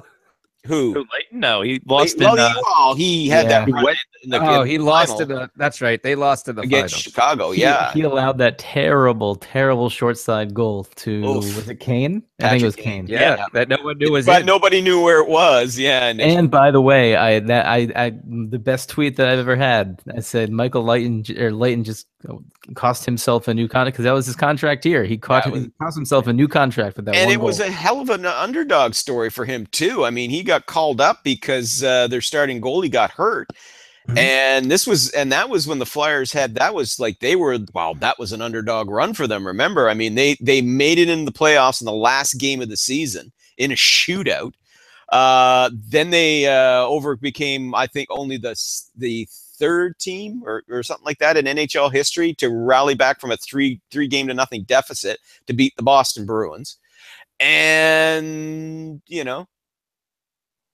and then Leighton stepped in when their starter, whose name eludes me for the moment, but when their starter got hurt. Scotty? Oh, that was a weird time for it. Let me check. Yeah, and he carried them into the Stanley Cup final. Like he was a real underdog. It was just a wonderful story, and then underdog story. But that was his high point. After that, it was never the same again. That was 2009-10, right? Yeah. Who was their starting goalie that year? 2009-10. Ray Emery and Brian Boucher split. Right. Wow. Yeah. Wow. Yeah. It was Boucher, I think, that was the one who got I think so too. Yeah. I don't know. Boucher was 9-18-3. Emery 16-11-1. I can't remember which one of those guys it was that got hurt right now off the top of my head, but I know that's what resulted in Leighton getting called up, and yeah, he carried them into the final. Mm-hmm. But Domingue, I mean, the writing was on the wall for him that he was going to get moved. When he struggled while Antti Ranta was sidelined back in October, and as soon as they brought in Scott Wedgwood, I was like, yeah, his time with the Coyotes is winding down now, because he immediately got demoted down to the minors, and so you see him get shipped off to where he will be the Lightning's third string goaltender. Because currently it's Vasilevsky's the starter and Peter Budaj the backup. So he's insurance. He's an insurance guy in case one or the other gets hurt. But hopefully maybe he'll get a chance. Because a couple of years ago, God, I mean, when Mike Smith got injured, he had I think it was 2 seasons ago, was when the Coyotes actually were competitive. When for quite a while, they were contending for a playoff berth right up until I think it was late March of 2016, if memory serves.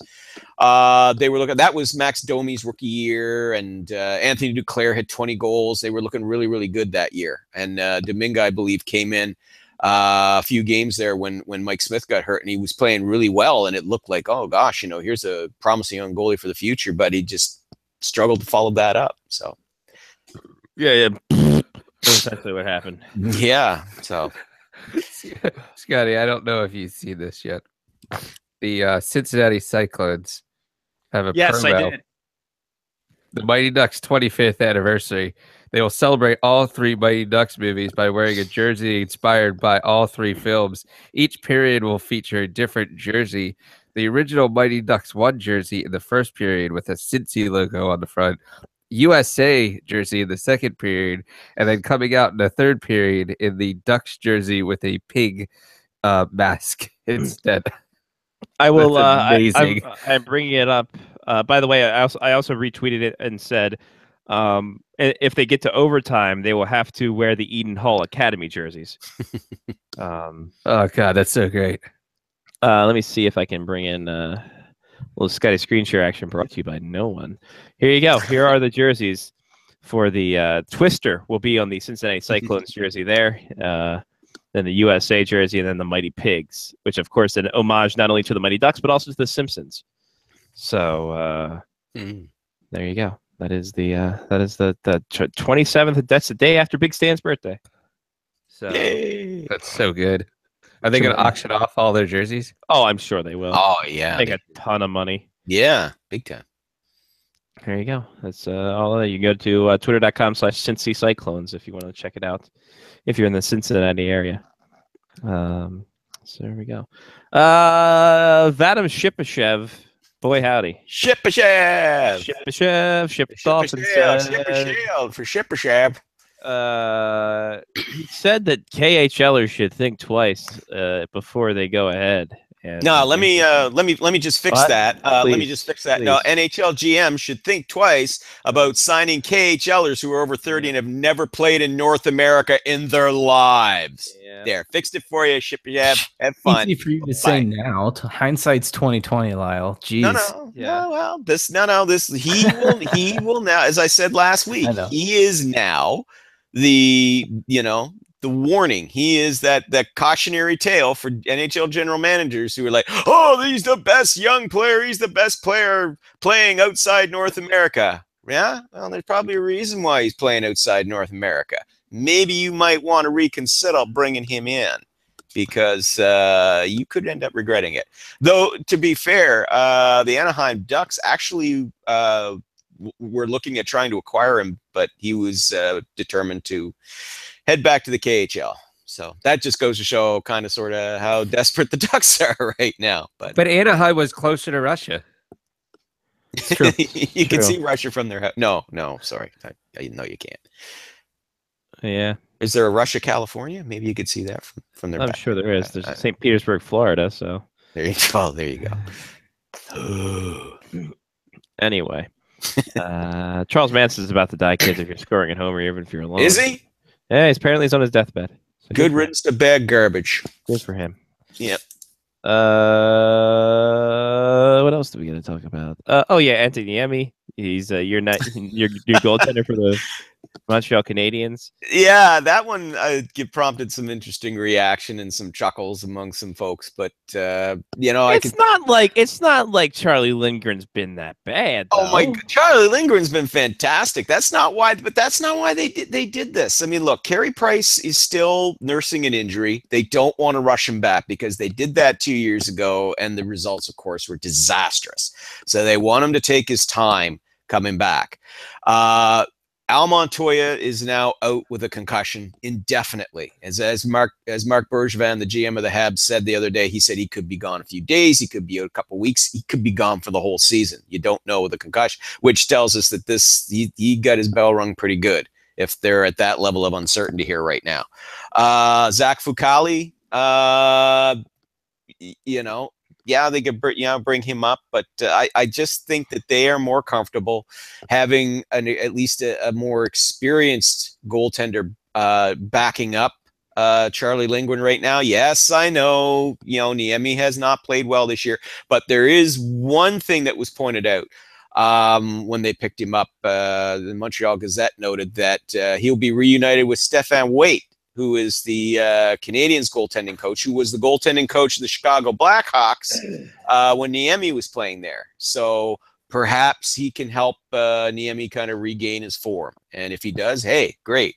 But let's face it, this is just a stopgap measure because once Price gets back, Lindgren goes into the backup role and Niemi goes back on waivers. So there you are. Can he hit all 31 teams? I'll tell you, well, he's got the traveling road bingo going pretty good right now. I mean, he started out with Pittsburgh. Yep. Got put on waivers and Florida picked him up, which surprised a lot of people. But at the time, Roberto Luongo was sidelined. And they put him on waivers and Montreal grabs him. So who else needs a goalie right now? Oh, look, Vegas Golden Knights. Boston. No, Boston's fine.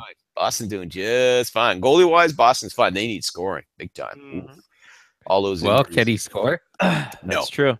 By the way, I don't know about his personal life, but on the ice, no, he can't. I found also in the pipeline for the Montreal Canadiens, John Buccigross's favorite player, Hayden Hockey, who is a goaltender who plays at Providence. So it's a double whammy: college hockey and Hayden Hockey. John Buccigross. Hockey.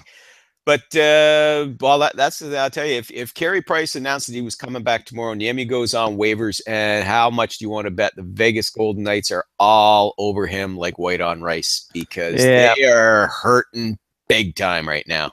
Yeah, they're not. I saw an article earlier today that effectively said that, I hope I'm saying this right, that Vegas has resigned to the fact that they wouldn't be able to call anybody up in time and didn't have anybody anyway to call up in time and just decided their emergency goaltender was going to be their backup in Vancouver.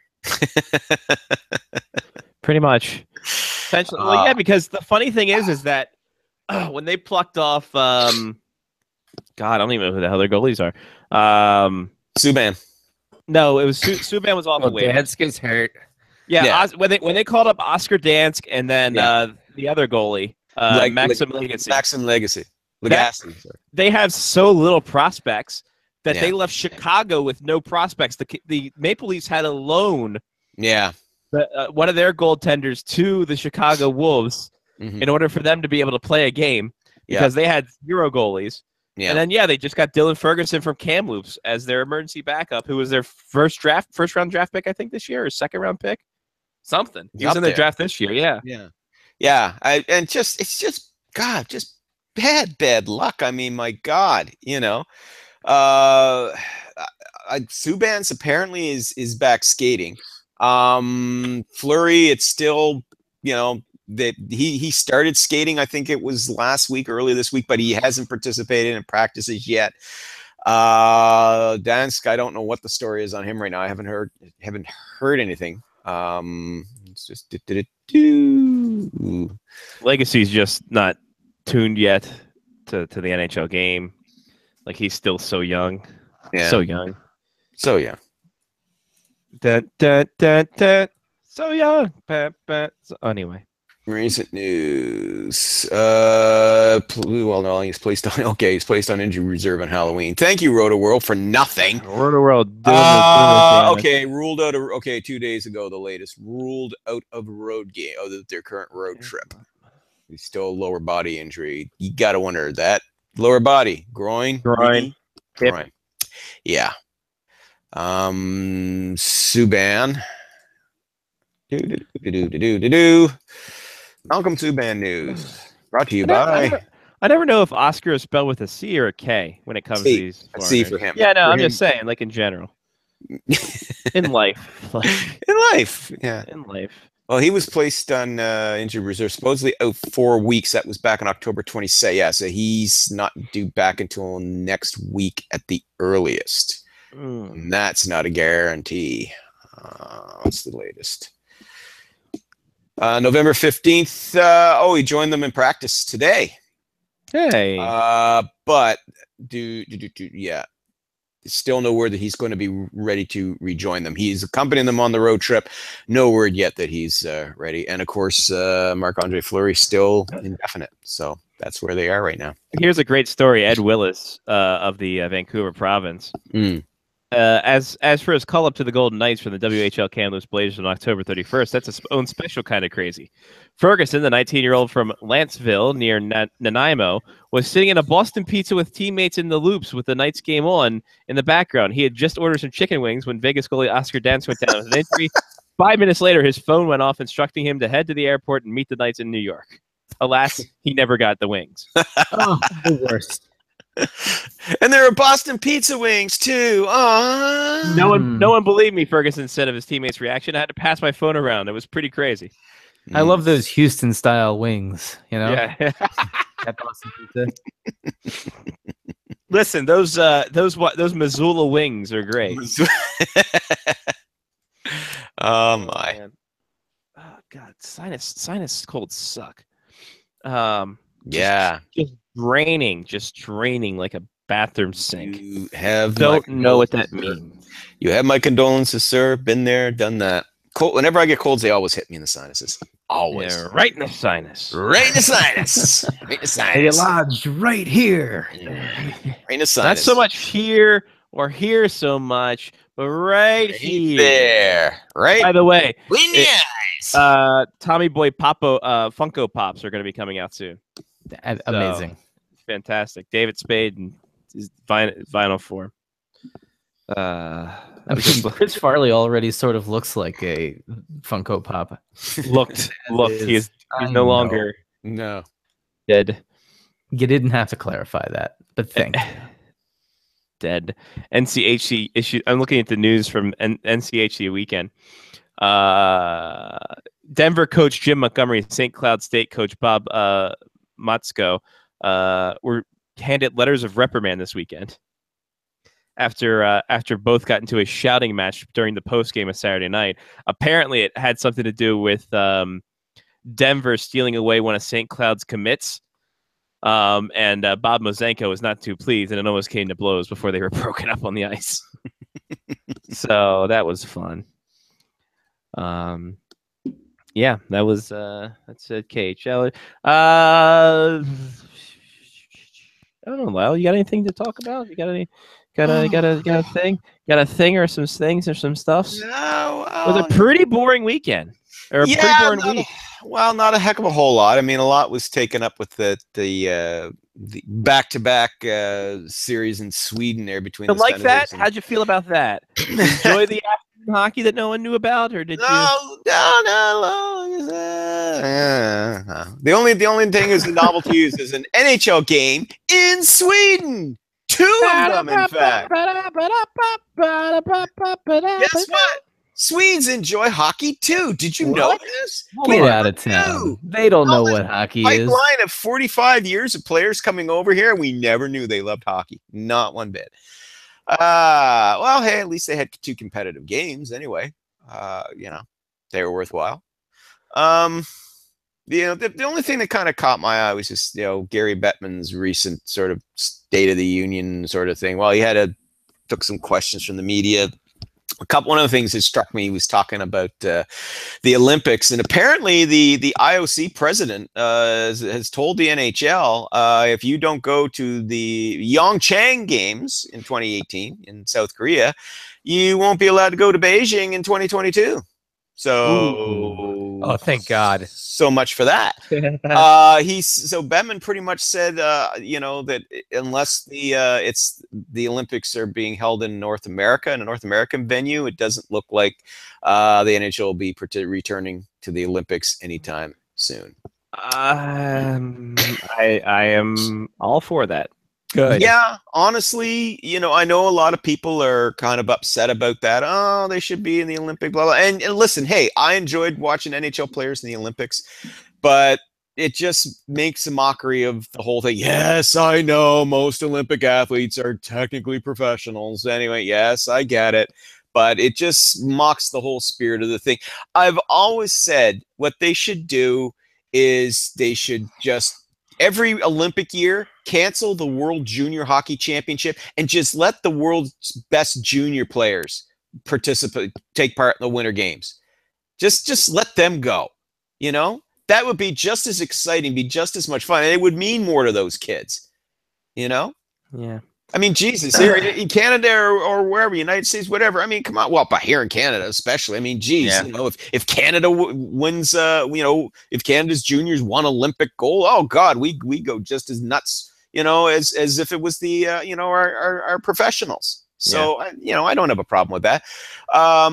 But you know, I'm not surprised the IOC took that stance, though. No, I gotta say, if you're not going to go to Pyeongchang, but you think, oh, but we wouldn't mind coming back in 2022, well, screw you. No. And again, I get why the NHL decided to duck out. I mean, you know, they weren't making any money from it. The IOC was stiffing them, you know, with things like the travel costs and all that happy stuff. The games will be on dog shit hours in North America. Yes, exactly. They weren't getting any cut of that sweet marketing money. You know, so I understood that. But then the whole thing of, oh, but we might want to come back in 2022 because Beijing is a bigger market. We'd like to expand our brand there. Well, no. If you're out, stay out. And that goes for if the game, you know, the next time if the games are held in North America, that, you know, if you're out, stay out. No. And talk of, oh, well, maybe you could play in the Summer Olympics. Bullshit. No. No. You can't have ice in the summer. Come on, guys. Didn't you see that Baltimore Clippers thing? Get out of it, for God's sake. But no, don't, you know, don't try and get back into it if, you know, because Calgary's putting in a bid, I think, for the, is it 2026, I believe? Be 20. Yeah, it would be 2026. 2026 games.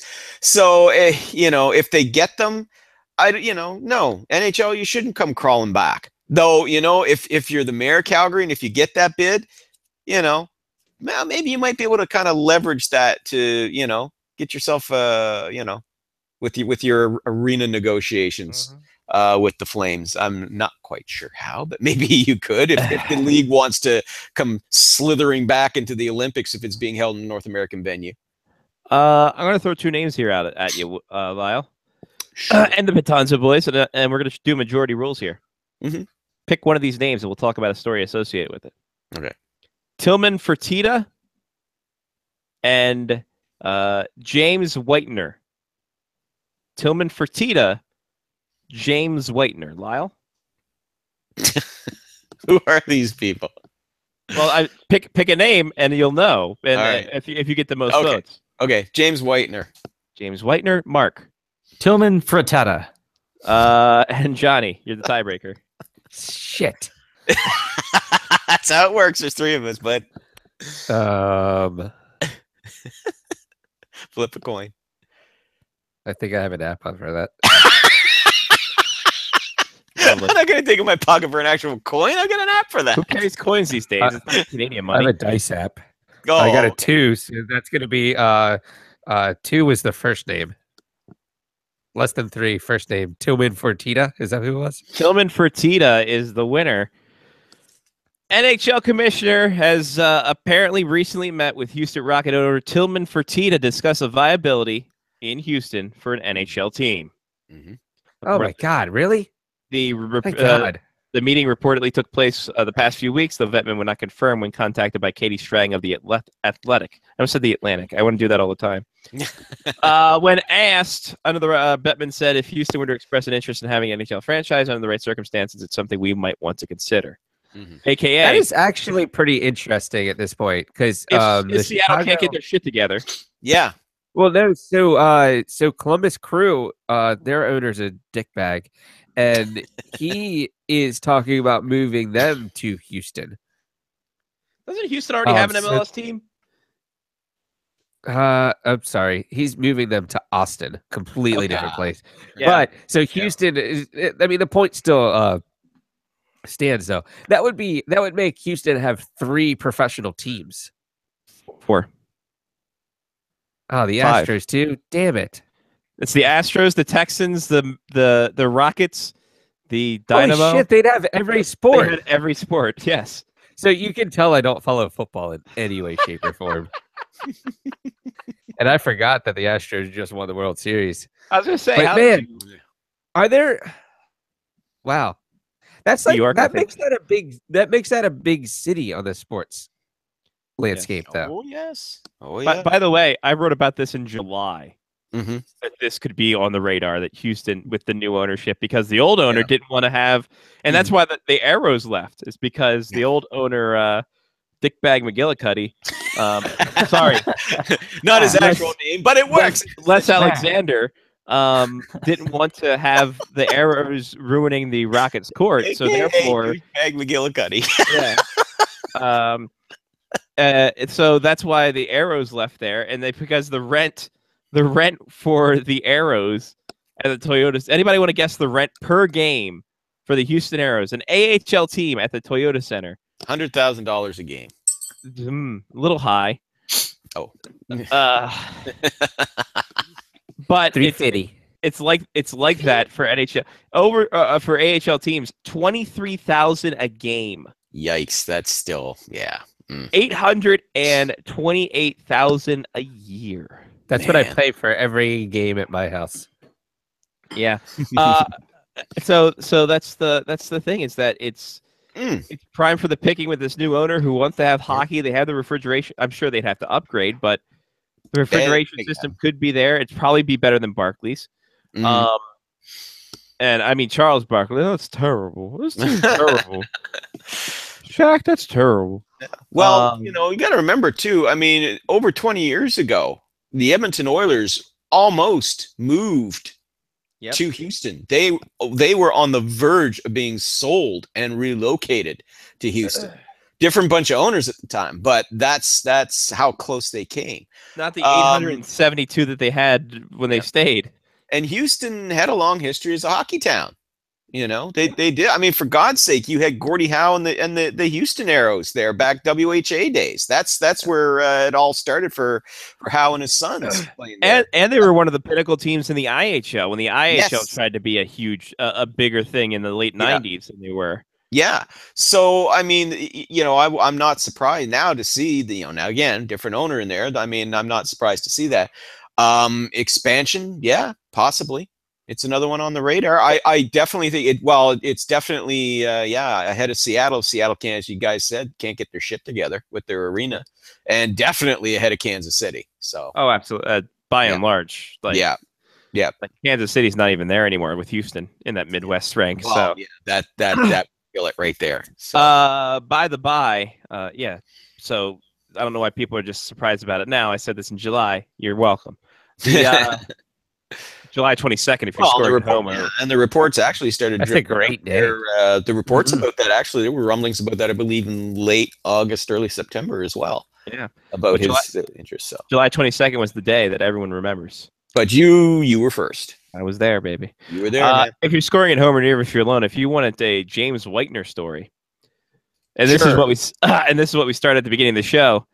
The National Labor and Relations Board launched 2 investigations into the Arizona Coyotes during the past 13 months, probing allegations that the National Hockey League team spied on its staff, engaged in union busting, and fired 2 employees who raised concerns about pay that federal records have said. The financially struggling franchise reached a settlement earlier this year with 1 labor case filed by its payroll administrator. The employee had alleged the violations occurred during most of 2016 when the Coyotes created an impression that the employees were under surveillance, threatening staff if they engaged in union organizing, and caused employees to sign overly broad and discriminatory severance agreements and fire the employees after she complained that the Coyotes failed to properly pay staff. Why are the Coyotes even still? Are they trying to get themselves, to reload? Are they looking for excuses to get relocated? I mean, for God's sake, every time, it seems like everything that, you hear the saying, everything touched turns to gold. Everything the Coyotes touch turns to flies. Yeah. It's just, God almighty. It's just one thing every year, one thing after another. James Whitener had sued the team, saying that where's it at? We worked hard to create an excellent workplace for more than 100 employees. That's the general counsel. James Whitener claims Coyotes fired him for engaging in protected labor activities, and the team asked employees to sign separation agreements that were overly broad and unlawful.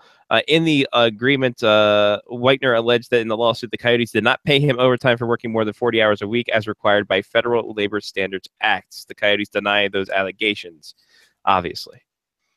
So, and the ArizonaCentral.com has obtained the National Labor Relations Board's paperwork and all the stuff filed for it. So you can go to azcentral.com and check that out. And meanwhile, the Coyotes set a dubious league record for becoming the first NHL team to not win a regulation game in their first 20 games of the season. So, well done. Well done. Historically bad. Oh my God. Historically bad team. I feel so bad for those kids. For Clayton Keller, Max Domi, for just this is Edmonton, the Edmonton Oilers during the low tide, during the Kevin Lowe era. Over again. But this is also like one of those things where it's like if they had been sold to Jim Balsillie earlier, what would have happened? And would we have stopped talking about it? Oh, it would have been all over. They would have been moved to Hamilton, provided that the league had blessed it. They could have been moved to Hamilton, and you would definitely have seen different people in there running the show than what you got now. Life can be beautiful 1 minute and get what? Exactly. Wow, that's actually how apropos. That was great timing. Yes, Excellent. life can Thank be you, beautiful Lefty. 1 minute. Yeah. But I mean, and fall apart the next. If it was, like I said, if not for Clayton Keller, this team they wouldn't even be worth paying attention to this year. And that's a horrible thing to say for a team that's got guys like Oliver Ekman-Larsson. I said Max Domi, Christian Dvorak. They've got some good young players on there, but they're being ruined. They are being destroyed. There was talk. Speculation, of course, that Oliver Ekman-Larsson's name is surfacing in the rumor mill again.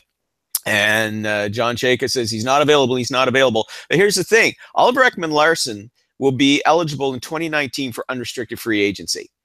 The earliest that the Coyotes can re-sign him is next July 1st, next July. How long do you think it's going to take for him to make the decision, no, I'm not going to re-sign. I'm going to test the market in 2019 if this keeps up? I mean, it's already happened. He's saying all the right things, of course. He's not going to publicly come out and say, no, I don't like it here, and I can't wait to, because, and I hope that they trade me on July 1st and get me the hell out of here. But I mean, come on, what's the incentive for him to stay there? I mean, other than okay, sure, I'm sure that, like Shane Doan, he found a lot of great things about living and staying in Arizona and surprised a lot of people for staying with the Coyotes like he did. But I mean, come on, at some point here, man, I mean, here's the only thing that's going to keep him there: the deep pockets. If they can throw a shit ton of money at him, maybe that's what it takes. Make him a $10 million per season player, maybe he'll stay there. But if that's the only reason why you want to stay is for the money and because let's face it, I mean, Phoenix is in the area, surrounding area is lovely. The weather's great. It's not a hockey town per se, so that you're not being pestered all the time like you would be in a real hockey market. So yeah, if you enjoy that, it's a great place for your family and you're happy there and you want to make a big pile of money and you don't care if your franchise wins or loses, then sure, fine, do that. But if you would rather actually have a shot at winning something or playing for a team that matters, wouldn't you give yourself that opportunity? I mean, he's going to be 27, I believe, when he's eligible. 27, 28. Yeah, he's going to be up there. He's going to be in his prime. In his prime, teams will fall all over themselves to throw top money at this guy. If they decide to put him on the trade block, at the end of this season, oh my God, there's a dozen teams I can think off the top of my head that'd go after him. Toronto right off the bat. They'll obviously go after him. Well, I could see Montreal having interest in him. I could see the Edmonton Oilers taking a serious look at him. That's just the Canadian teams here. I mean, Buffalo. Oh God, Buffalo would love to get a hold of this guy. They would absolutely love to have him on their blue line. So, the New York Rangers, I wouldn't rule that out. Maybe they have a bit of buyer's remorse with the Kevin Shattenkirk and want to move him out. So, you can rattle it on and go on and on here. There'd be a number of teams that happily would line up to throw draft picks and prospects and quality assets at this, at the Coyotes if they wanted to trade him. And if he decides to test the market, there'll be plenty of teams willing to pay him top dollar. So he will be 28 if you're scoring at home. When he starts that new contract. Yeah, but I mean, it's like I said, and if he goes next summer, then they might as well just tear that whole damn thing down, because it's just there's what is that going to say for the young kids there on that team to see him go, I'm getting out of here. I've had enough losing and I'm out of here. They're just running. I mean, if that's the grand scheme, is to run it into the ground so that they can eventually move it. I don't know, but they're definitely not getting what they expected when they brought in John Chayka and with whoever else they've got managing and working in their scouting managing. I don't blame Rick Tocchet. I do.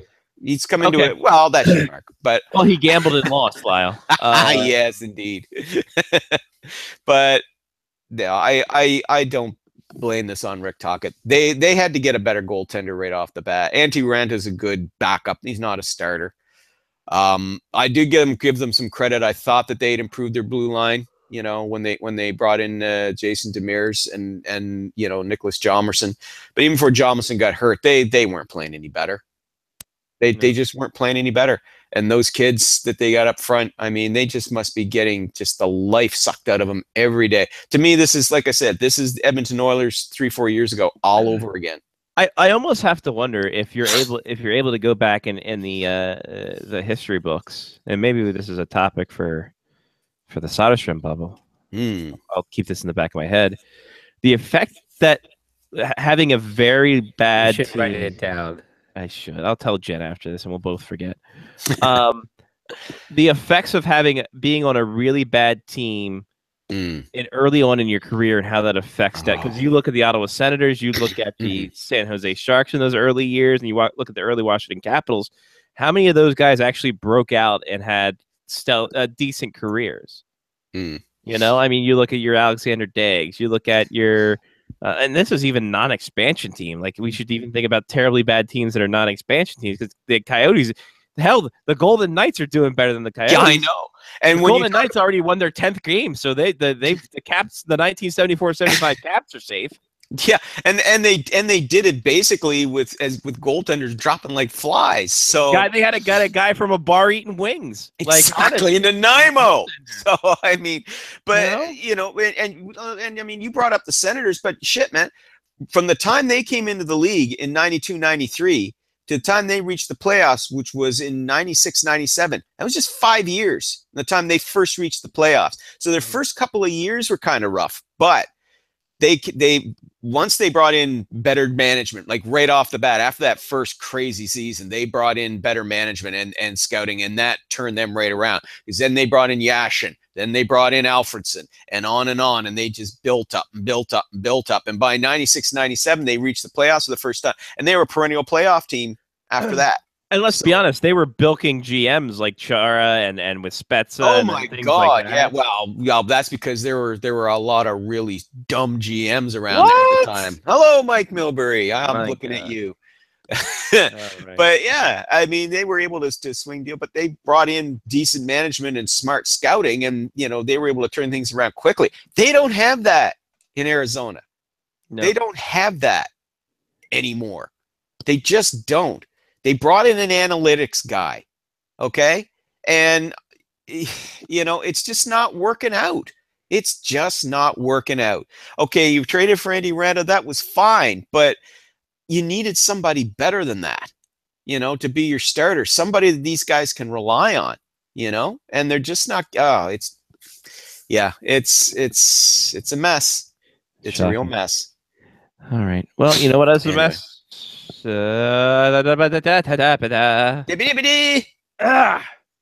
me know how I did. How did I do? How did my Ferris Bueller team do? You and I tied, sir, for the winner. Oh, look at that. Ferris State with 8, Northeastern with 8. Cornell, have you ever heard of it? Finished in 3rd, and Lyle's Harvard 3. So he finished last. Yes. So we will go with the WHL this week. Rubber dub at the dub.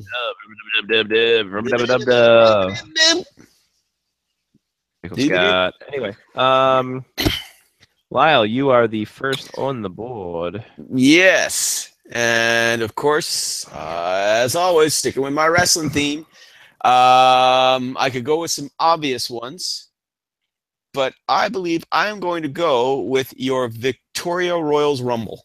Nice. Mm-hmm. I was looking at the Moose Jaw Ultimate Warriors, but that was too obvious. Yeah, it is Warrior Month or whatever the hell they do. Had Tiger Mask, but that was also, or the Kelowna Owen Rockets. So, or the Saskatoon Blade in your wrist tape. Yeah, that's a bit of a stretch. That's a deep cut. Deep. And, or of course, the most obvious of all, the Calgary Bret Hitman Hart. Sure, no. Obvious. The Lethbridge Hurricane Helms. The Kamloops Blue Blazers. The Red Deer Rockin' Rebels. The Lethbridge Hurricanes. Yeah. Whole bunch of they got deep the cuts. dub is good for my wrestling theme ones. Yeah. Dub's really good for my wrestling theme. Tri-City Real Americans. Yes. Spokane Chief Wahoo McDaniels. Yeah, I used that one a couple of times. Yeah. A lot of good ones there. All right, well, there's that. Johnny Andre the Giants, don't forget. That's a good one, yes. Yeah. Johnny. So I found a team where the city name has 10 characters. And the mascot has 10 characters. Oh, boy. And in the past, I think this team also used the Capitals logo. There it is. It's the Lethbridge Hurricanes. They did, and they got sued over it. That was probably my funniest story of that year. Wow, do you remember this one? The Lethbridge Hurricanes. So it was like a couple years after the Caps came out with their stuff. And the Lethbridge Hurricanes decided, this looks like a great logo. You guys did a great job. We're going to steal everything about it. No. And we're just going to jack your style. Even down to the piping. Like it wasn't even, it was literally the same jersey. Like it wasn't even close. Like, and here's actually, it's funny. Here's the actual picture that I took from the store that was used on Aesthetics. Let me see if I can, come on, Sky screen share. So here's the Hurricanes logo. It's literally like if you want to rip something off more, you could. Come on, you couldn't. Like that you couldn't if you ripped it off sad. More. That's like no, there's no theft of intellectual property there at all. 0% chance. No, my God. Now this is also a team. That's horrible. Also a team where, well, hold on, it gets better. Like years ago, like we're talking years and years ago.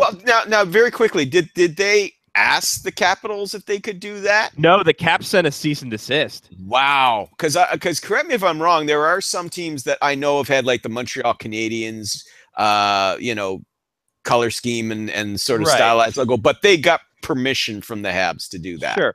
And like with the Blackhawks, Portland's allowed to use that because of the backstory behind that, right? Where the old owner or something had the old got old Blackhawk stuff. But I'm trying to find a good picture of the jersey. But they used to wear the Caps' old design jerseys. Now the Hurricanes are by and large known for this because they got a cease and desist from the Warner Brothers because they used the Tasmanian Devil in a hockey helmet and a hockey stick as their logo.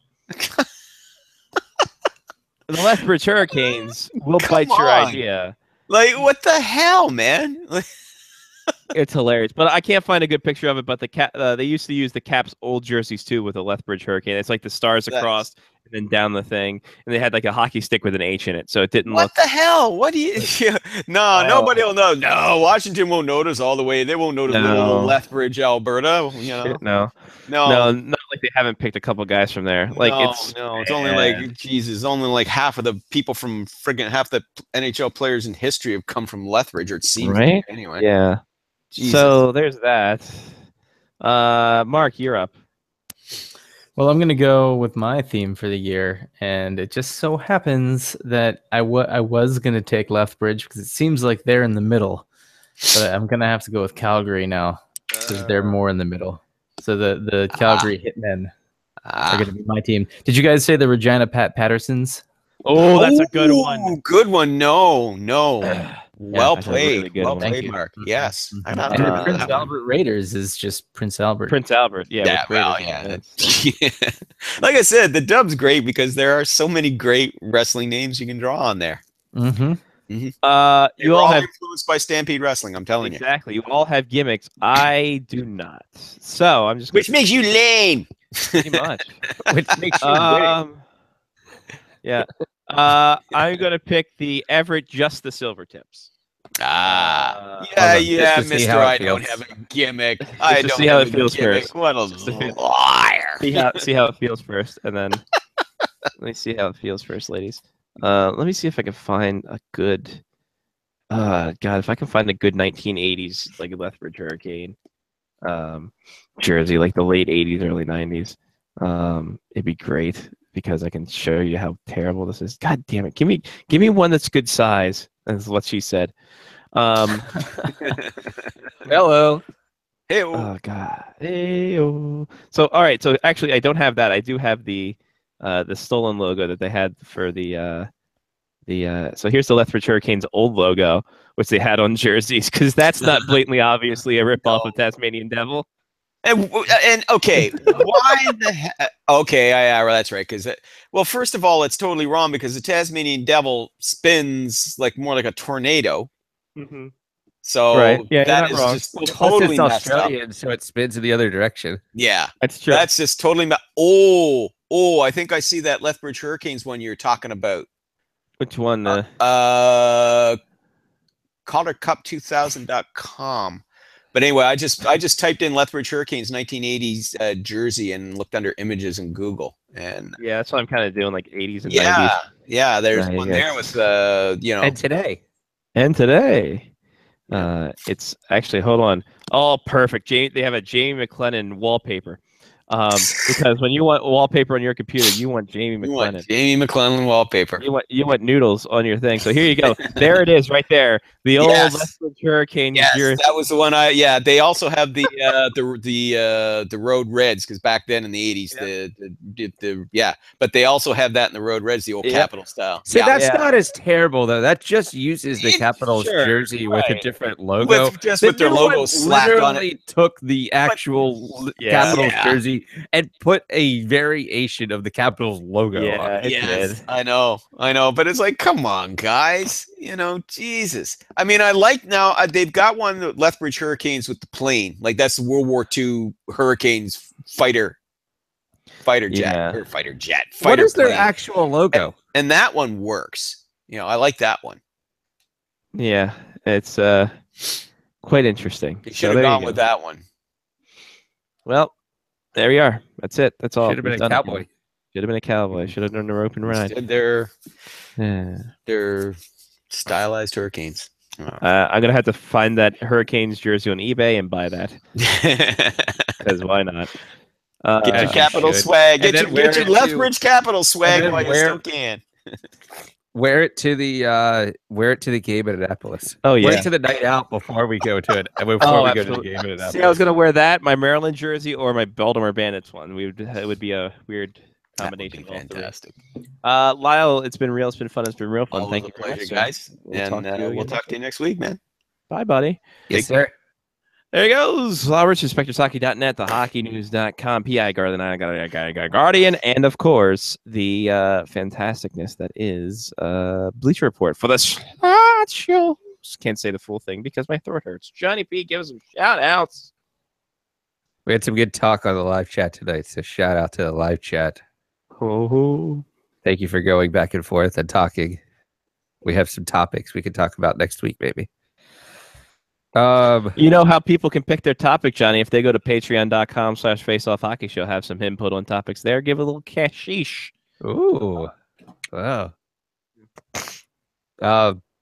Shout outs. Yeah. I have a shout out to the Shadow World Cup coming next summer. It'll be, from what I've seen so far, it's the United States, Italy, the Netherlands, Chile, and Cameroon getting together and creating their own tournament. That might be better than the real tournament. So That I hope occurs in Baltimore. If that occurs in Baltimore, if Italy plays the United States in Baltimore, I will cut one Italy jersey, one U.S. jersey in half, and I'll have them sewn together and wear them. Jersey fell. Yeah, but here's the problem is that I got WAP on the back. I got an Italy shirt. No, neither of them have anything on the back. You have to keep it clean. Yeah, you're gonna have to put WAP on the back. I guess so. Or Tony. WAP 10. Well, everyone's named Tony. That's it. To New York. You just stamped to New York on there. Yeah, that's why all the Italians were named Tony. They all had signs that said to New York. I'm gonna have to tell Stan that. I'm surprised Stan hasn't told you that. He might have made that one up. Yeah, so I did backstory on it is that I got a Italy jersey that I've been looking for a while on eBay.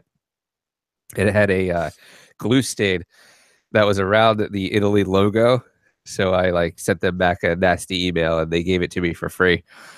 But I can't wear it. You can't wear a jersey like that. But I could cut it in half and put it against another cheap US jersey that I buy on eBay and just make it one jersey. I have tailors. You can have my Charlie Davies jersey that is missing half of the 9. Hold on. Oh, the irony. Johnny, get a hurt old. Is it the waist down? It is actually the bottom of the 9. Get the Lethbridge Hurricanes jersey and a Caps jersey blended together. See if anyone notices. No. I do have tickets to Caps Sabres February 24th. Nice. I'll be there. You're going to see a lot of Caps Sabres games. Well, that's because I have a friend that's a Sabres fan. There we go. So every year we go to Cap Sabres, and it's like the only game I ever go to every year. No one else wants to go to hockey games with me. Weird. So yeah. All right. I think that's all of my shout outs. I do have a shout out to the end of soccer. Yeah. Taking a break from playing soccer. I'm out for a little bit. I'll play again when it gets warm. I'm not a cold weather soccer player anymore. And I think I'm close to sending that email that says that my refereeing career is over. All right. So yeah. There we go, kids. End of a legacy. Shout out to that. I'll go back to playing, maybe some social leagues or something. There we are. All right. There was some talk about our dating lives on the live chat tonight as well. Very bizarre. All right. Well, yeah. To each their own, I suppose. Mark with the C. Shout out to Black Friday. I know it's a week early, but shout out to that because home improvement Did projects. You already buy something? Yeah, I kind of did. We're finally finishing the basement down here. So getting a TV, we got the couch. Is there a pole? Not yet. There could be. That might be the next step. Depends what kind of workouts, we get into. Whatever the new thing is, might be pole in the basement. I'm just kidding. Like Trevor. But yeah, so that's it. Next, over the next few weeks, I'm gonna have to cut a big hole, though, because the studs in the wall that I want to hang the TV are 24 inches apart, not 16, like a standard installation. So I'm gonna have to cut a big piece of the drywall out to install plywood, and then paint over the plywood in order to put a mount over the thing. So I have some home improvement projects to do. But that'll be fun. Crazy weekend. Go to Home Depot. Brittany would be like, I don't think so, Mark. All right, that's it. I'm done. Shout out to our Patreon users, of course. Thank you guys so much. By the way, I forgot somebody in the first Patreon, and he's going to be mad at me that I forgot about him. But he did get mentioned by Greg Wyshynski. So shout out to our Mitch, who kicked it all off for us. Good dude. Sean Leahy. Forgot about Sean Leahy. Oops. How could I forget about Sean Leahy? You forgot about Sean. I know, but Wyshynski shouted him out. So there you go. Shout out to boy Rob, who happy birthday, Rob. Also sorry for I didn't do the slideshow retrospective piece. The thing with Wyshynski was last minute. It kind of threw things together. Chris, Trista, Angela, and our newest, Ethan. If you guys want to help out with Patreon, patreon.com/faceoffhockeyshow. All the information there and what you can get and all the goodies you can get for what you can get. Don't know what that meant. It's really weird. In any case, thank you all for listening. Thank you all for contributing. Thank you all for being our friends and taking a bit of your time to spend with us. Also, thanks to Greg Wyshynski of ESPN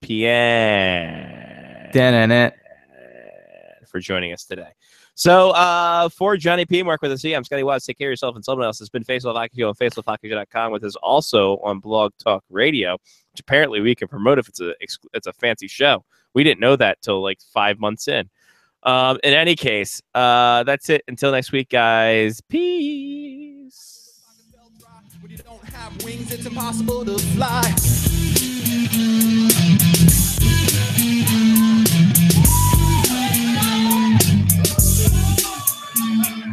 Things are going fine till the one day. Things are going fine till the one day. Things are going fine till the one day. Things are going fine till the one. No basic.